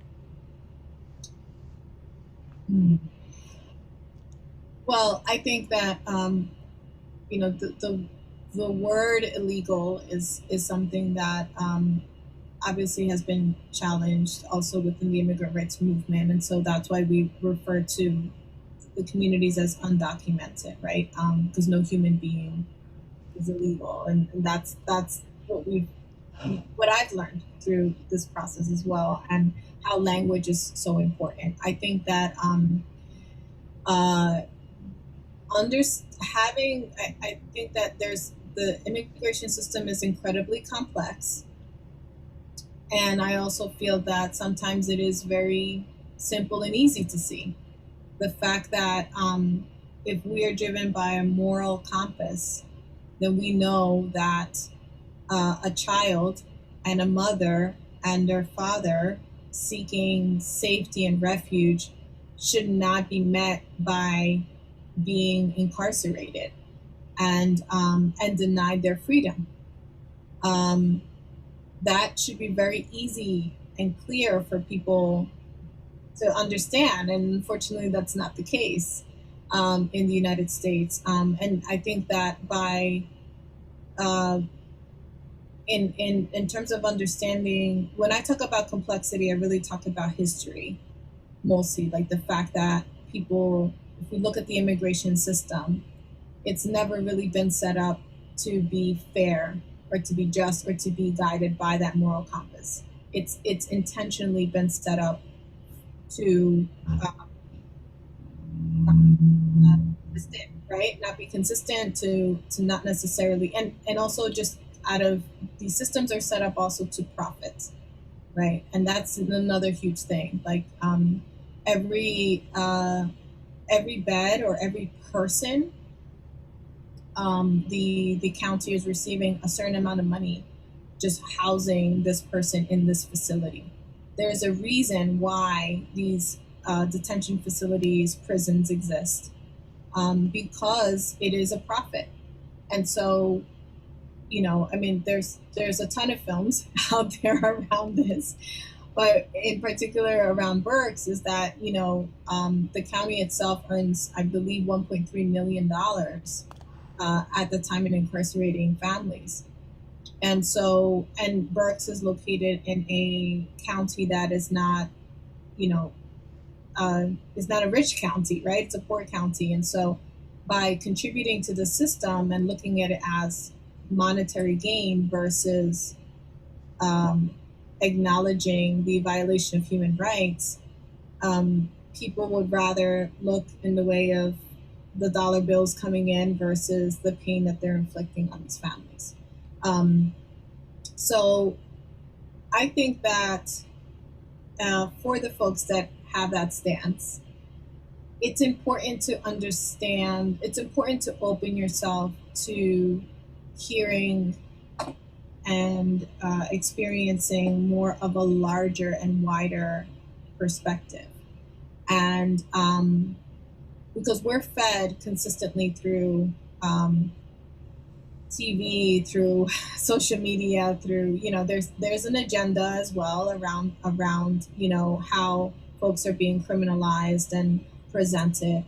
And so it's very easy to say, well, this person shouldn't have crossed and they've broken the law, without really understanding the why, understanding what that person has gone through, understanding the policies in place, that sometimes it's the U.S. policies inflicted on the actual countries in which the like, you know, just do U.S. policy involvement in Central America, and that will give you a whole breakdown of just the involvement, and fast forward to why it is affecting these communities, and why they're fleeing, right? And so it is about taking responsibility. One of the activists in the Shutdown Birds Coalition spoke about that on the Capitol steps when we did a statewide action in the film, and speaking to taking responsibility, that we are part of that problem as well. And yeah, I think that I want to live in a world in which we the same way as we can invent amazing things and think about medicine and think about, brand new electric cars, and we can also create systems. We can also reimagine systems with dignity and respect for human rights for everyone, right? That is possible in our world. And so, yeah, I mean, I think that for folks that are very much set, there's always different sides to the story. I think that it's just understanding the complexity around that. And what we're dealing with is like, for folks that are like they broke the law, the reality is that we have a long history in this country of unjust laws, right? Where, if we would have met how many like centuries ago, we wouldn't be able to even marry or decades ago. Decades ago, exactly. Like, exactly, right? And so, so I feel that it is something that, it's also being critical around the system, right? Not putting the blame on the people, but actually looking at the system and understanding, and trying to understand that system and the reason why that system works, why it even exists. That's my long response. And you've said a lot of really important stuff there, and I want to make sure that it really gets heard and not passed by, especially going back to sort of the beginning of what you were talking about, where you're talking about essentially for-profit prisons or any kind of prison system that is bringing money in, and the kind of incentive structures that creates. And that's super important because it does go beyond immigrant detention. It goes to all of the prison system in the US, and to be really thinking carefully about what incentive structures are we setting up? Is there a profit motive for having people behind bars? And where there is, is that humane? And I mean, obviously we have our views here as to how inhumane that is, but it's important not to let that drop. And if I may, you also talked about U.S. policy involvement in Central America. And, I realize that this is not, you are not a policy professional, but you do have a lot of vast experience talking with the people who have lived through this transition of trying to get out from where those policies are affecting them in Central America to try to get here to find a better life. So I wonder, as we're thinking about these incentive structures that we're setting up, do you have a particular policy suggestion or a policy that needs to change in a particular way as regards to U.S. involvement in Central America that might itself help to start to correct some of these problems that we're facing here? Yeah, I mean, I think that I'm going to quote a friend of mine who is also a filmmaker and was someone who he created a documentary around my grandmother's return back to Colombia, and that was amazing, by the way. Yeah, it's a very intense film for me to watch, but it's called La Casa de Mamaicha, and it will be actually part of the POV series of on PBS, so folks will actually be able to see it nationally when it goes out. I'll share the information. But he told me that, when what was it? It's like when the U.S. sneezes, the rest of the world trembles. And so the impact that the United States has around policies, around decision making, around who it trades with, who it doesn't, around who they recommend or prefer to be a leader in a specific, be the president or in another country. I mean, those influences have continued throughout our nation. What I can speak to, and yeah, I mean, I don't think I'm necessarily prepared around talking about policies, but what I can share is that based on the stories that the mothers in the film have shared, was just the real threats that they had dealt with. Sofia and her son Christian, they arrived at Berks when he was 14.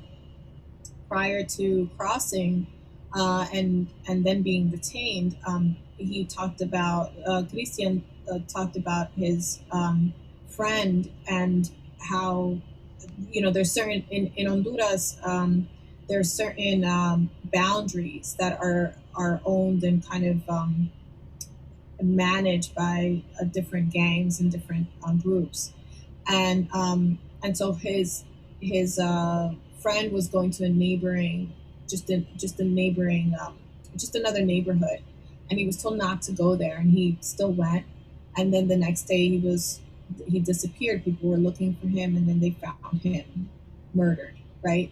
The impact that would have on a 14-year-old boy just is huge. And then for a mother worried about her son even leaving the house because he will be targeted, that fear is what drives these families in leaving, right? Then we also have, not just in terms of policies, but also climate change.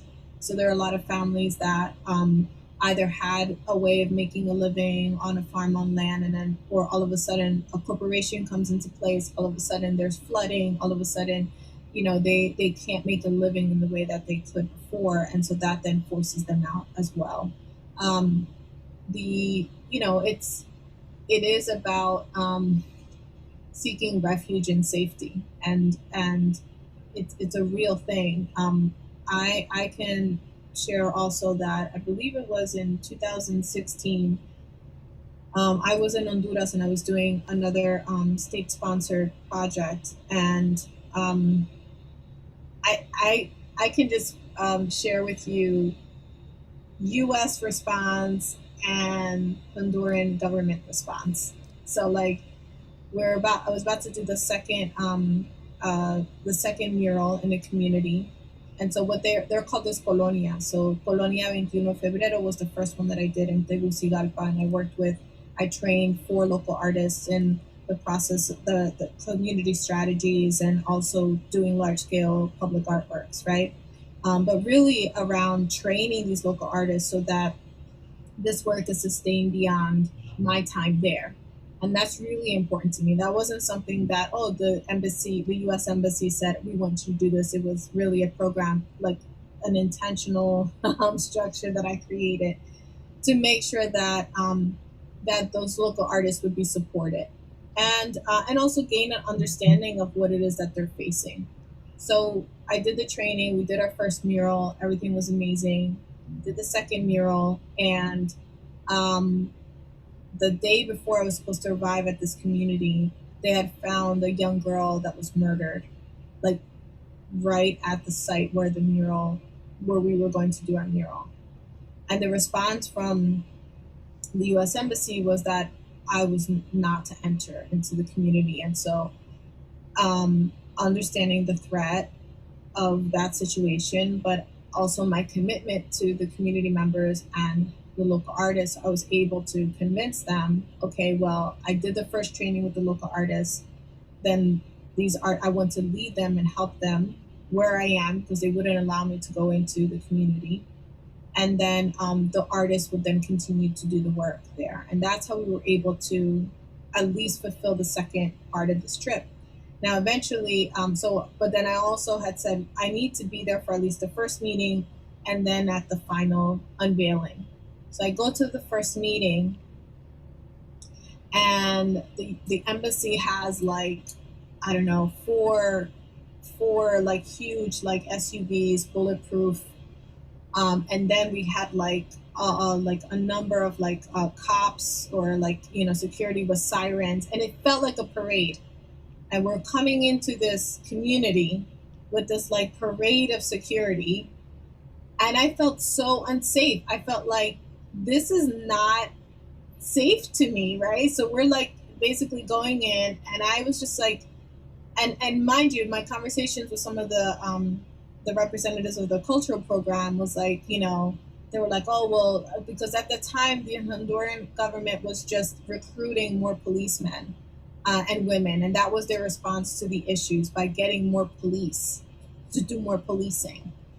And so the U.S. cultural representative was like, they just want to resolve everything with guns and more police, and But then here we are going into this community with this parade of just like sirens, and I was like, this is insane. And as we're driving up, there's Honduran policemen stationed at like almost every 10 feet as we're coming into with rifles, and this was all just me entering into this community.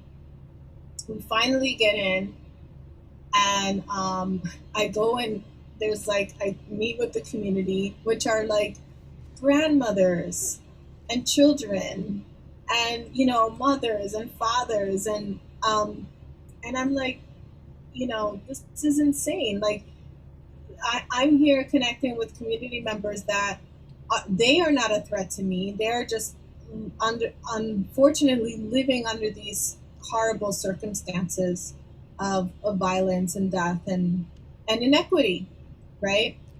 And so it was I was very upset, and so I continued with the work, and then I had spoken to the person, the U.S.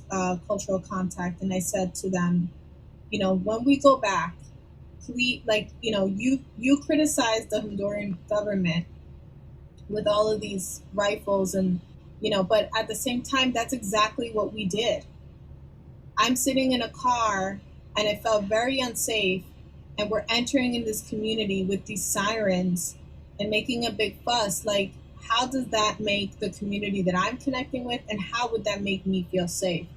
And I said, when we go in, can we at least just be in one vehicle, have one person dressed in normal clothing if we are going to have security, so that with not the pomp and circumstance of we're USA all the way and here's our protection, and but it just goes to show you, these governments, and I'm including ours, it's like their response to these issues are about guns and policing, and in the end, who is the most affected are the community members, right? Is that grandmother, is that child, and so it's been, when I talk about navigating through systems, that's definitely, the good thing is that the U.S. cultural representative actually listened, and we were able to do that, but that was like a small little like victory to a huge problem. So I was in Honduras right before, that was in 2016, right before there were a number of protests and marches that were happening against the then president. And out of that, there was a young girl, and I believe her brother, a 13-year-old girl, who was murdered as part of these protests, because I think that they were trying to extend the time of school to 7 p.m., where it was already dangerous for children to move in the streets during the daytime. And so many families, especially young students, went out to protest. And that happened like right at the moment, right after I was there in Honduras.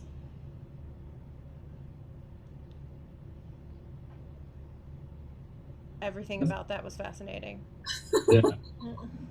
Yeah, that is a crazy amount of experience and wisdom to have under your belt, and what a decision to make in that moment too. Really, it's just one. Just one. Hey, Melanie just resubscribed.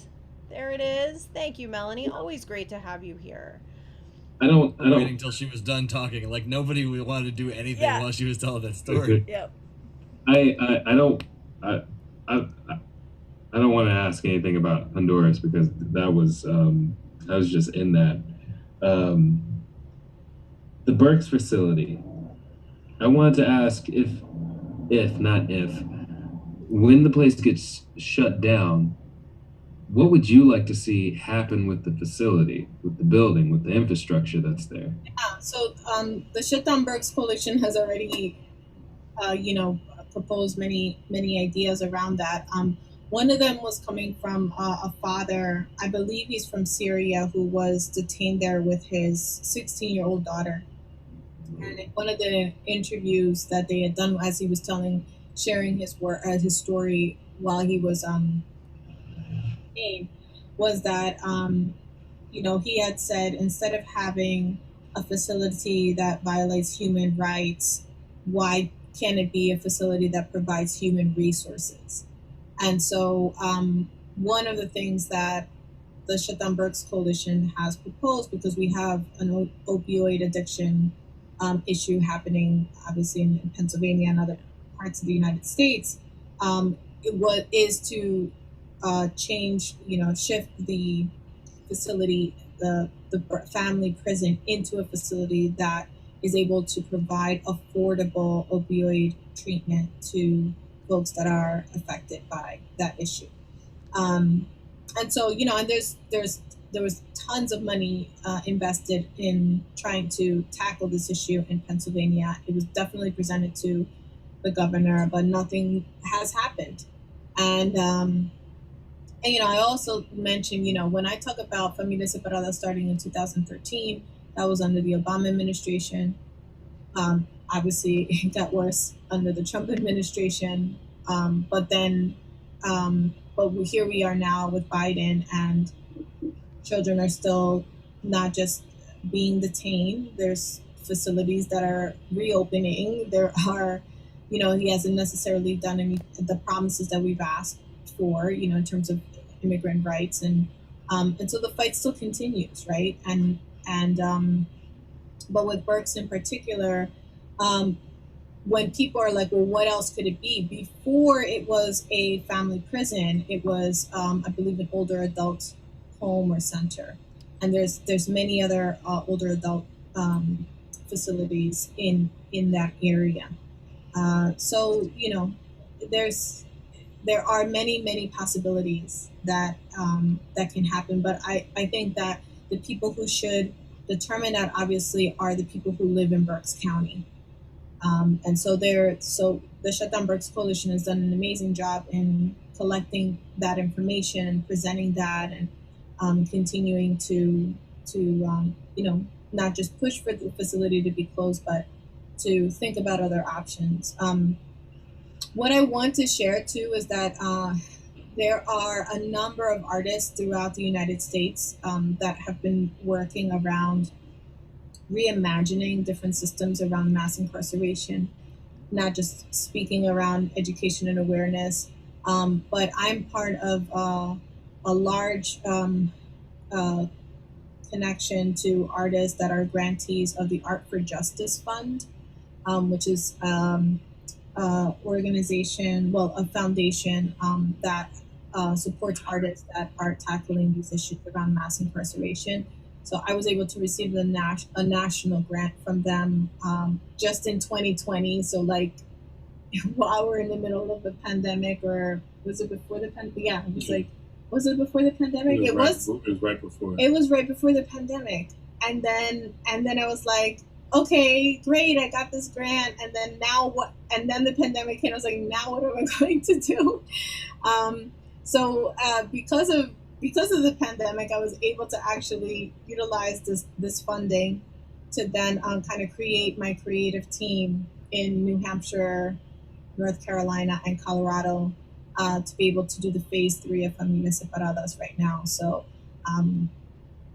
so that's all the work. That's all the long haul of work that's kind of coming up in June that I've been working on. But the Art for Justice Fund, if you go to their website, I believe it's artforjusticefund.org, you're able to see just all of these amazing exhibitions, initiatives, different virtual projects that have happened, and artists that are also reimagining the mass incarceration system. And so when people are like, well, what is the role of an artist? I think that what we do is we help people think of different ways to deal with an issue, or when we talk about dismantling, which I think is really important, we also have to have that conversation, the much needed conversation around reimagining, right? And so that question that you posed, Brian, is like really about that, like utilizing our creativity, thinking about ways that how will this be of service to our communities? What is a different way to kind of break down these systems? So I just want to share that because they've been doing. I mean, I'm glad to be supported by the grant, by the fund, but then also being a part of this like national network of artists that are doing this work. Wow. Oh, Wrench, Yeah. you're muted.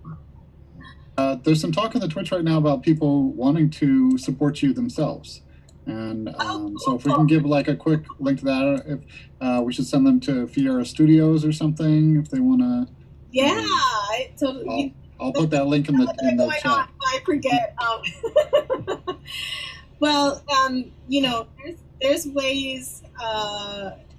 Okay, so there's a couple of things. If you go to my website, actually, because that's where you'll find it,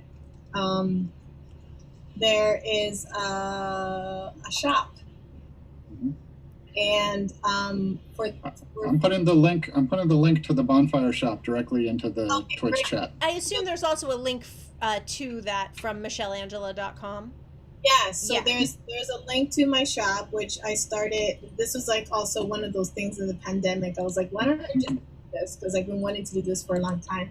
So what most people don't know is like I have my I've had like, if I were to go like incognito and do like my street art underground, now I won't be able to because now everybody knows, but my name would be La Fiera. And so La Fiera represents, the word fiera means like being fierce, or in Spanish is like hechicera, which is like it's like someone who casts spells. So I was like, oh, I'm La Fiera, right? Like fire, fierce, like I cast spells in all the spaces that I'm in. And so I was like, all right, I wanted to form an LLC to support my work, ongoing work, right? 20 years in, I should have an LLC and find ways to also eventually, hopefully build out so that I can support other artists as well and bring spotlight around them. So I do have an Instagram, which, can you find that?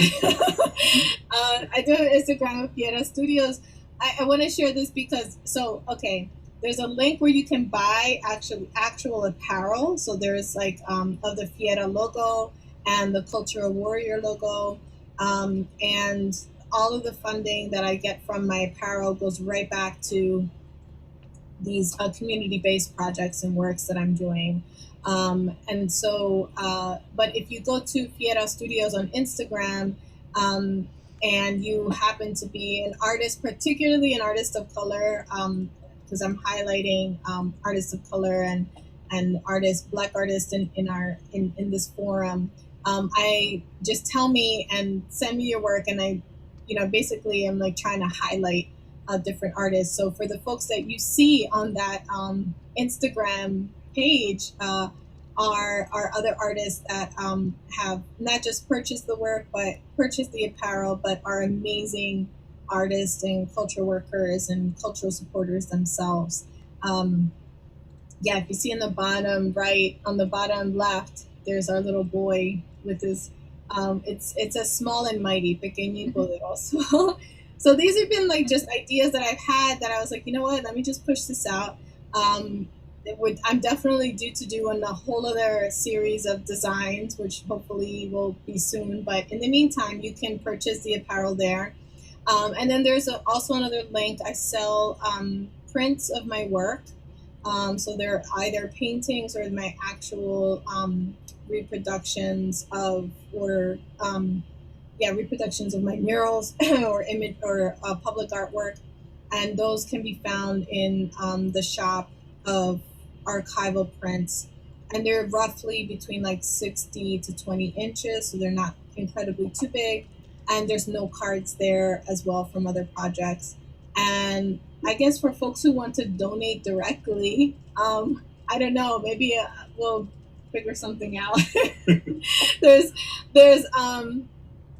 I usually apply for grants, but I'm always welcoming donations as well because I not just with the work with Familias Separadas that has received the work from the help from the Art for Justice Fund, but also I'm doing another project in my community, which is the 9th Street Market, or people know it as the Italian market. People also know like that's the market that Rocky was running through in one of the first Rocky video movies or something. But It's also where we had a 600-foot cheesesteak. where we had a 600-foot cheesesteak. Oh yeah, the cheesesteak. Oh, that's where. Why didn't you say that first? Come By on. the way, did anybody eat that? I hope not. I don't know.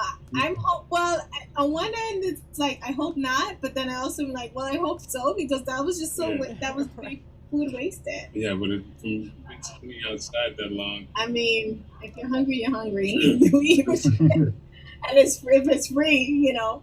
But yes, so the 9th Street Market is my home. It's literally at the end of the block. My mom worked in the market for 20 years, 25 years, and it's so I'm working on this project called the Our Market Project, where I'm on expanding the narratives in the market and finding creative strategies for vendors, business owners, neighbors that are in the area. So it's definitely an investment back into my community.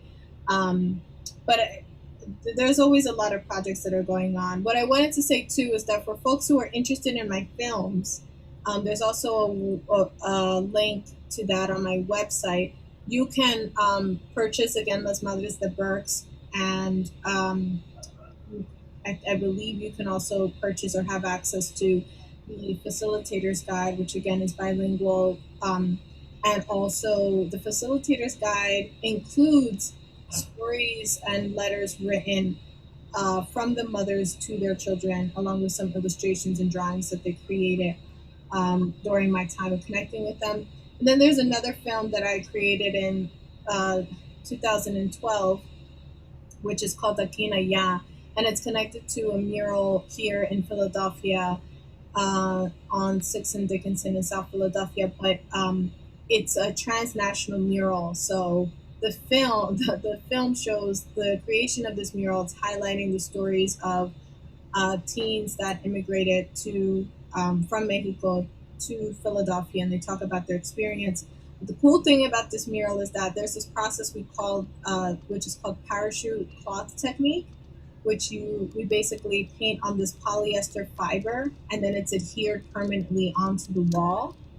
And so that mural, I was able to have teenagers in Juarez and Chihuahua City, Mexico, to actually create their stories of immigration because they were attempting to cross the border. And then they were shipped over to Philadelphia, and then their pieces and the works from the students here in Philadelphia were then installed permanently onto this mural. So we actually have. Can we show that, the time lapse? Ooh. I think we have the time lapse. If not, there's also, if you go to click on that, and then while they're doing this, I just want to say that what Dolio and Michelle have is the dream.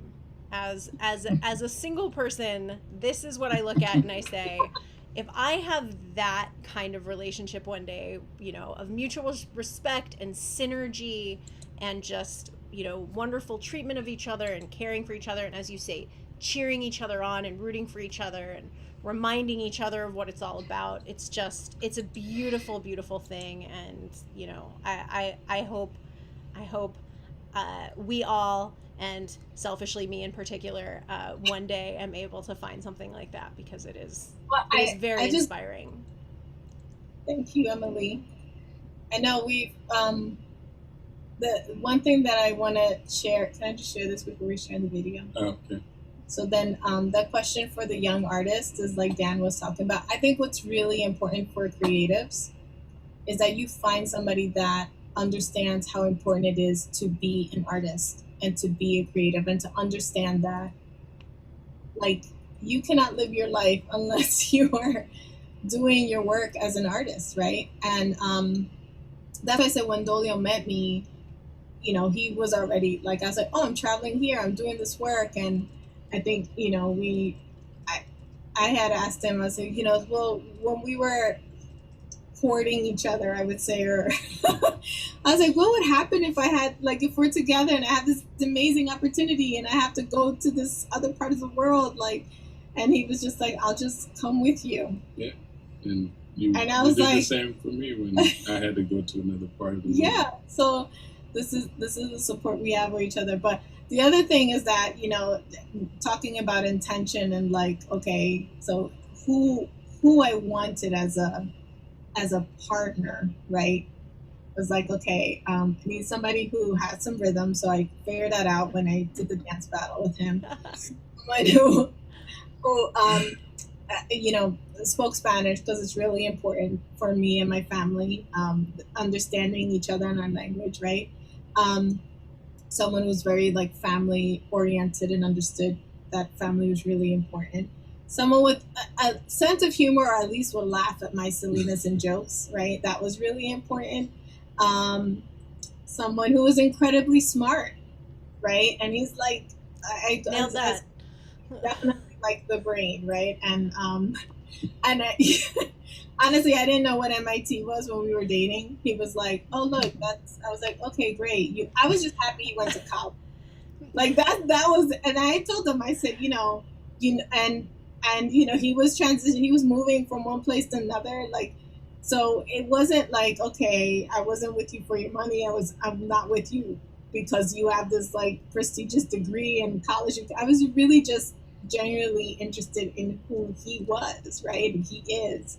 And then the other main things was that feeding me, which he still does to this day, with all the delicious baked goods and food. Because when I was doing my mural, he would come visit me and always bring me food. I was like, okay, this isn't so bad. And we just had like really good conversation. We talked about, you know, politics to the Smurfs. And, you know, that was amazing. Like that we could have those conversations. And he wasn't, I tested him because I was up at the very top of the scaffolding. So I needed to make sure that he wasn't afraid of heights. And so he came all the way up top, sat next to me, brought me my food. We had a great conversation. I was like, all right, I think this is nice here. Let's see where it goes. And now it will be 14 years. We've been married at the end of July. Actually, we have the same anniversary as Danjo and his wife. That's right. Yes, that's right. But off by a couple of years. Yes. Same, Off by same day. a couple of years. Yeah. Yeah. So, but anyway, well, we can show the clip. This is actually a clip from the documentary of the Aquí en Allá. And the other thing that I wanted to share is that I was also able to bring 4 of the Mexican artists that I trained in previous U.S. Cultural Envoys to come to Philadelphia and work with the teens with me here in Philadelphia as well. That's wonderful. We'll watch this, and that'll be a good place to wrap it up. Oh, there's one question from the YouTube. While you pull that up, though, Wrench, I want to echo what Sleeve said. You guys are #goals. Yes, that's right. That's it exactly. Well said. It's true, and it's ongoing too. I mean, just because you find somebody doesn't mean it doesn't take continued work, and then that's self work too. Like it really is powerful what you said about finding that the voice, your how you really feel and what you really like. That's part of why it's important to find a partner that supports that, is because it's hard enough for you to support yourself. It's hard enough for you to be like, this is a good idea. Yeah. I'm going to be an artist. Wait, no, this is a bad idea. This is so terrible. And it really just takes that support for somebody to be like, no, this is, I know you, and I know that this is what you need. This is who you are. And no, you have to do this. You have to do this. Yeah. Yes. On all fronts. Yeah, que es muy importante este proceso. Toma tiempo, pero es parte, porque tienen un discurso más completo, tienen más profundidad que si nada más vemos una imagen bonita y ahí se termina. Ese muro va a ser un monumento de este tiempo, y cuando lo vean ustedes se van a acordar de todos y cada uno de ustedes, todo lo que pasaron, todo lo que vivieron. Eso fue lo que aprendí, ¿no? El hecho de que entre más se está cerca de la comunidad o de las personas con las que trabajas, el resultado es muchísimo mejor, es más sublime, y la gente que lo va a ver, el mural o los murales que vayamos a hacer, va a sentir ese compartir nuestro, ¿no? Lo va a sentir, lo va a ver en los colores, lo va a ver en el trazo de la línea, lo va a ver en cada espacio que esté pintado en la pared, ¿no? The mural itself is really, it's a transnational project. I don't know, I have something froze up. Yeah, I don't know. It's okay. It froze. It's fine. Yeah, well, it's a good teaser. Can we get is there a link to that on michelleangela.com for those who want to finish watching it? Yeah, and it also, it's playing again. It's fine. Yeah, you can see it on the website, and it also shows you how the piece was installed. That's what I was trying with the parachute cloth that I was mentioning earlier. That's so amazing. But that has a film as well, and arts-based curriculum that I created for the film that folks can also support. If they're interested in supporting, they can also purchase the film, and for any of the educators, they can use the curriculum in their classroom as well. This is terrific. We waited an entire year for this discussion because we knew how great it was going to be. Really covered a wide range. Was there anything else that anybody else wanted to ask before we let these guys go to sleep? Well, if I can get very technical and academic on it for a second here, I just wanted to point out that Michelle's murals are totally fucking awesome. Super dope. Oh yeah, there's one other thing. Yeah, there's one other thing. We are going to be tuned in on Sunday on CNN. Sunday the 6th, not this Sunday, but Sunday the 6th on CNN. I believe it's at 10 p.m. We're I think it's 10. They said 7 or 10. Just check your listings. But we're going to be on. My family and I are going to be featured in the United Shades of America. So was interviewed by W. Kamau Bell around the browning of America, and we talked about the market. There's going to be a couple of scenes of the recent concert that I organized in the market. And yes, it is at 10 p.m. on CNN, not this Sunday, but the following Sunday. And you'll catch a glimpse of Dolio. It's funny because he'll come to my art exhibitions and events and they're like, oh, there goes Michelle's husband. And then I'll go to like Gangstagrass concerts or like, his job. And they're like, oh, there goes Dolio's wife. So we all have like these like different roles. But there was one time that one fan spoke to you, was it Esther? You realized that I was your wife, and she's like, "You're Michelle Ortiz's wife." I'm my husband. Yeah, that was Boston. Yeah, and so we there was one person that like made the connection. Like, wait a second, I've seen that dude before. I've seen you before. So that's fun too. When our like, I guess like fan base or people who believe in us and support us kind of connect too. So. Some like conspiracy theory stuff, just like it's all connected, man. Yeah. So I have one real quick question just coming from somebody who's basically trolling the YouTube channel.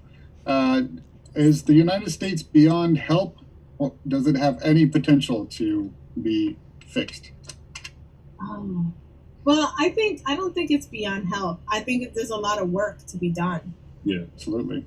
And, I mean, change also means giving up power, and there's a lot of people who don't want to do that. Mm-hmm. People benefit from it. So I have hope as someone who lives in this country.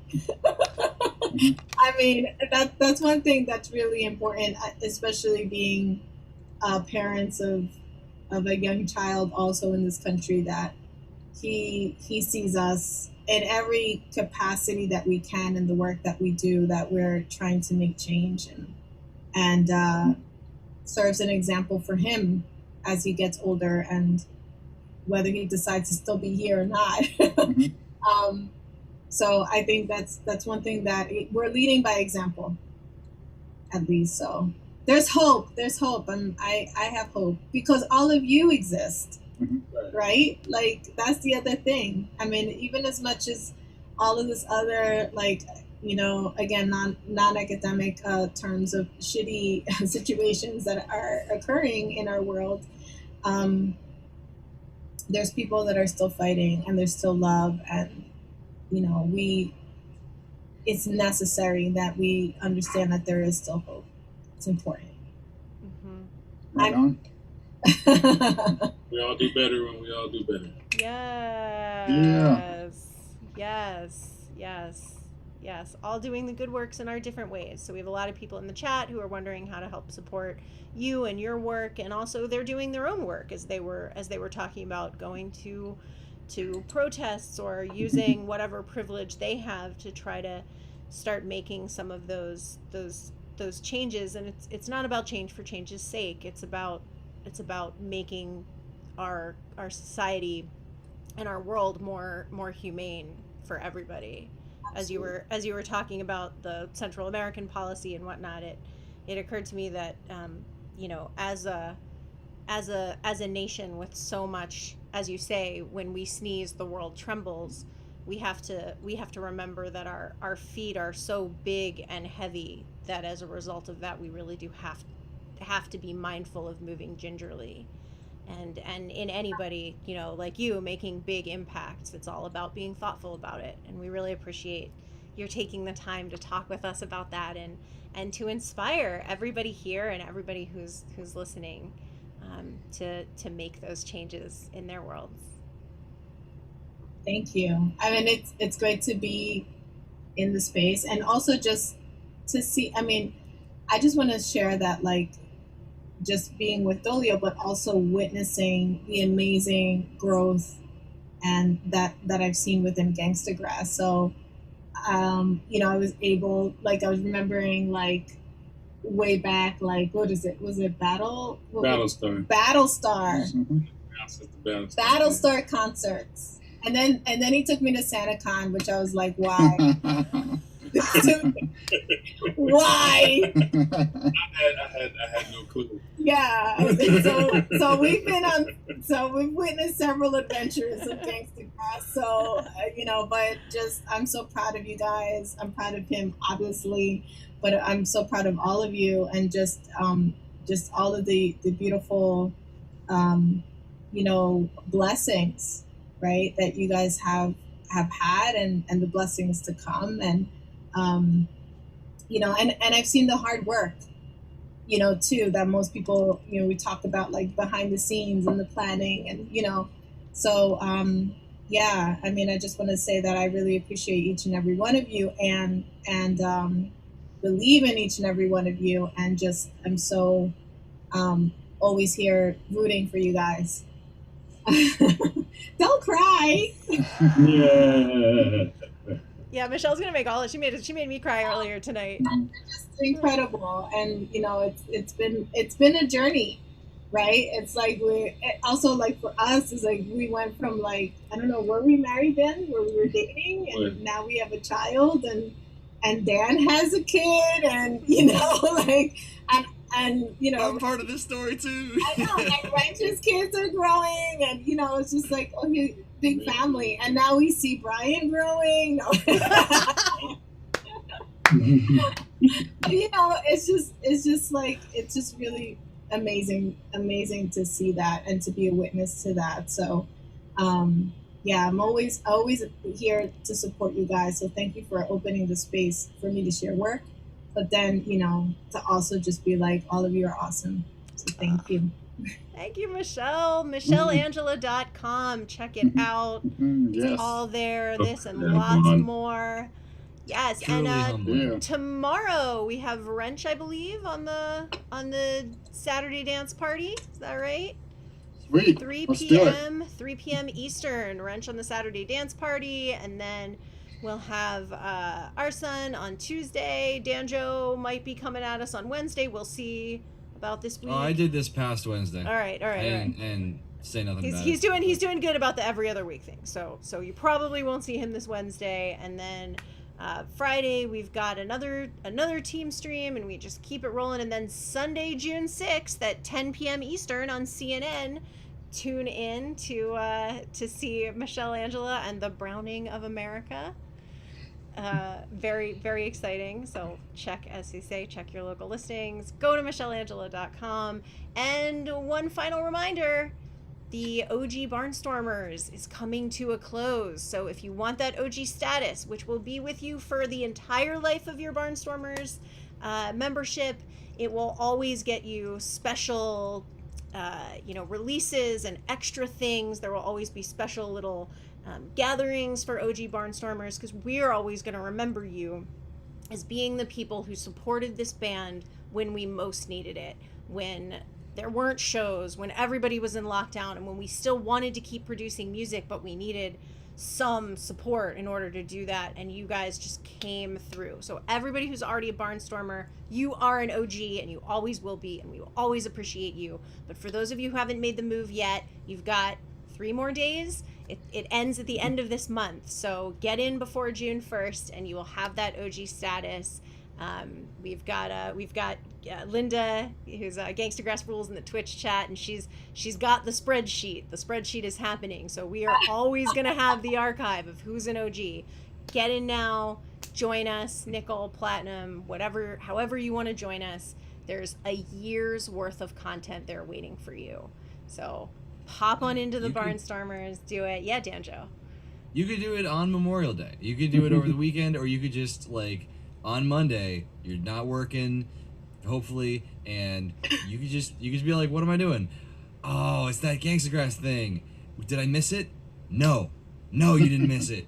It's still Monday. It's still Memorial Day. So you could do it then. You should do it now, because you're gonna forget, because you have a lot of stuff going on. Yeah. That's right. And if you do it now, Wrench is gonna see that before he goes onto his stream tomorrow, and he's always shouting out the new Barnstormers. I will shout you out like crazy. Oh yeah. You can pay extra to have him not shout you out too. That's a new special deal. Only the top tier gets not shouted out. We have a lot of very cool stuff coming toward the Barnstormers, and particularly toward those OG Barnstormers. So join us now. And before we wrap, just speaking of long-term support and speaking of awesome stuff, and on the theme of detention, imprisonment, and just sort of the awful, hideous power of that, our song "You Can Never Go Home Again" has just hit 1 million views or streams on Spotify, and I'm just very proud of that. I think that it is a cool thing that we get to do in what we do, talking about some of these stories, and so it is I think a little bit of a fitting day that we get to talk about that at the same time as we're talking to Michelle about everything that she's doing. So yeah, keep it going. Thank you all for your support in spinning the song, and that's pretty cool. And we get to tell them about what happened on Sunday.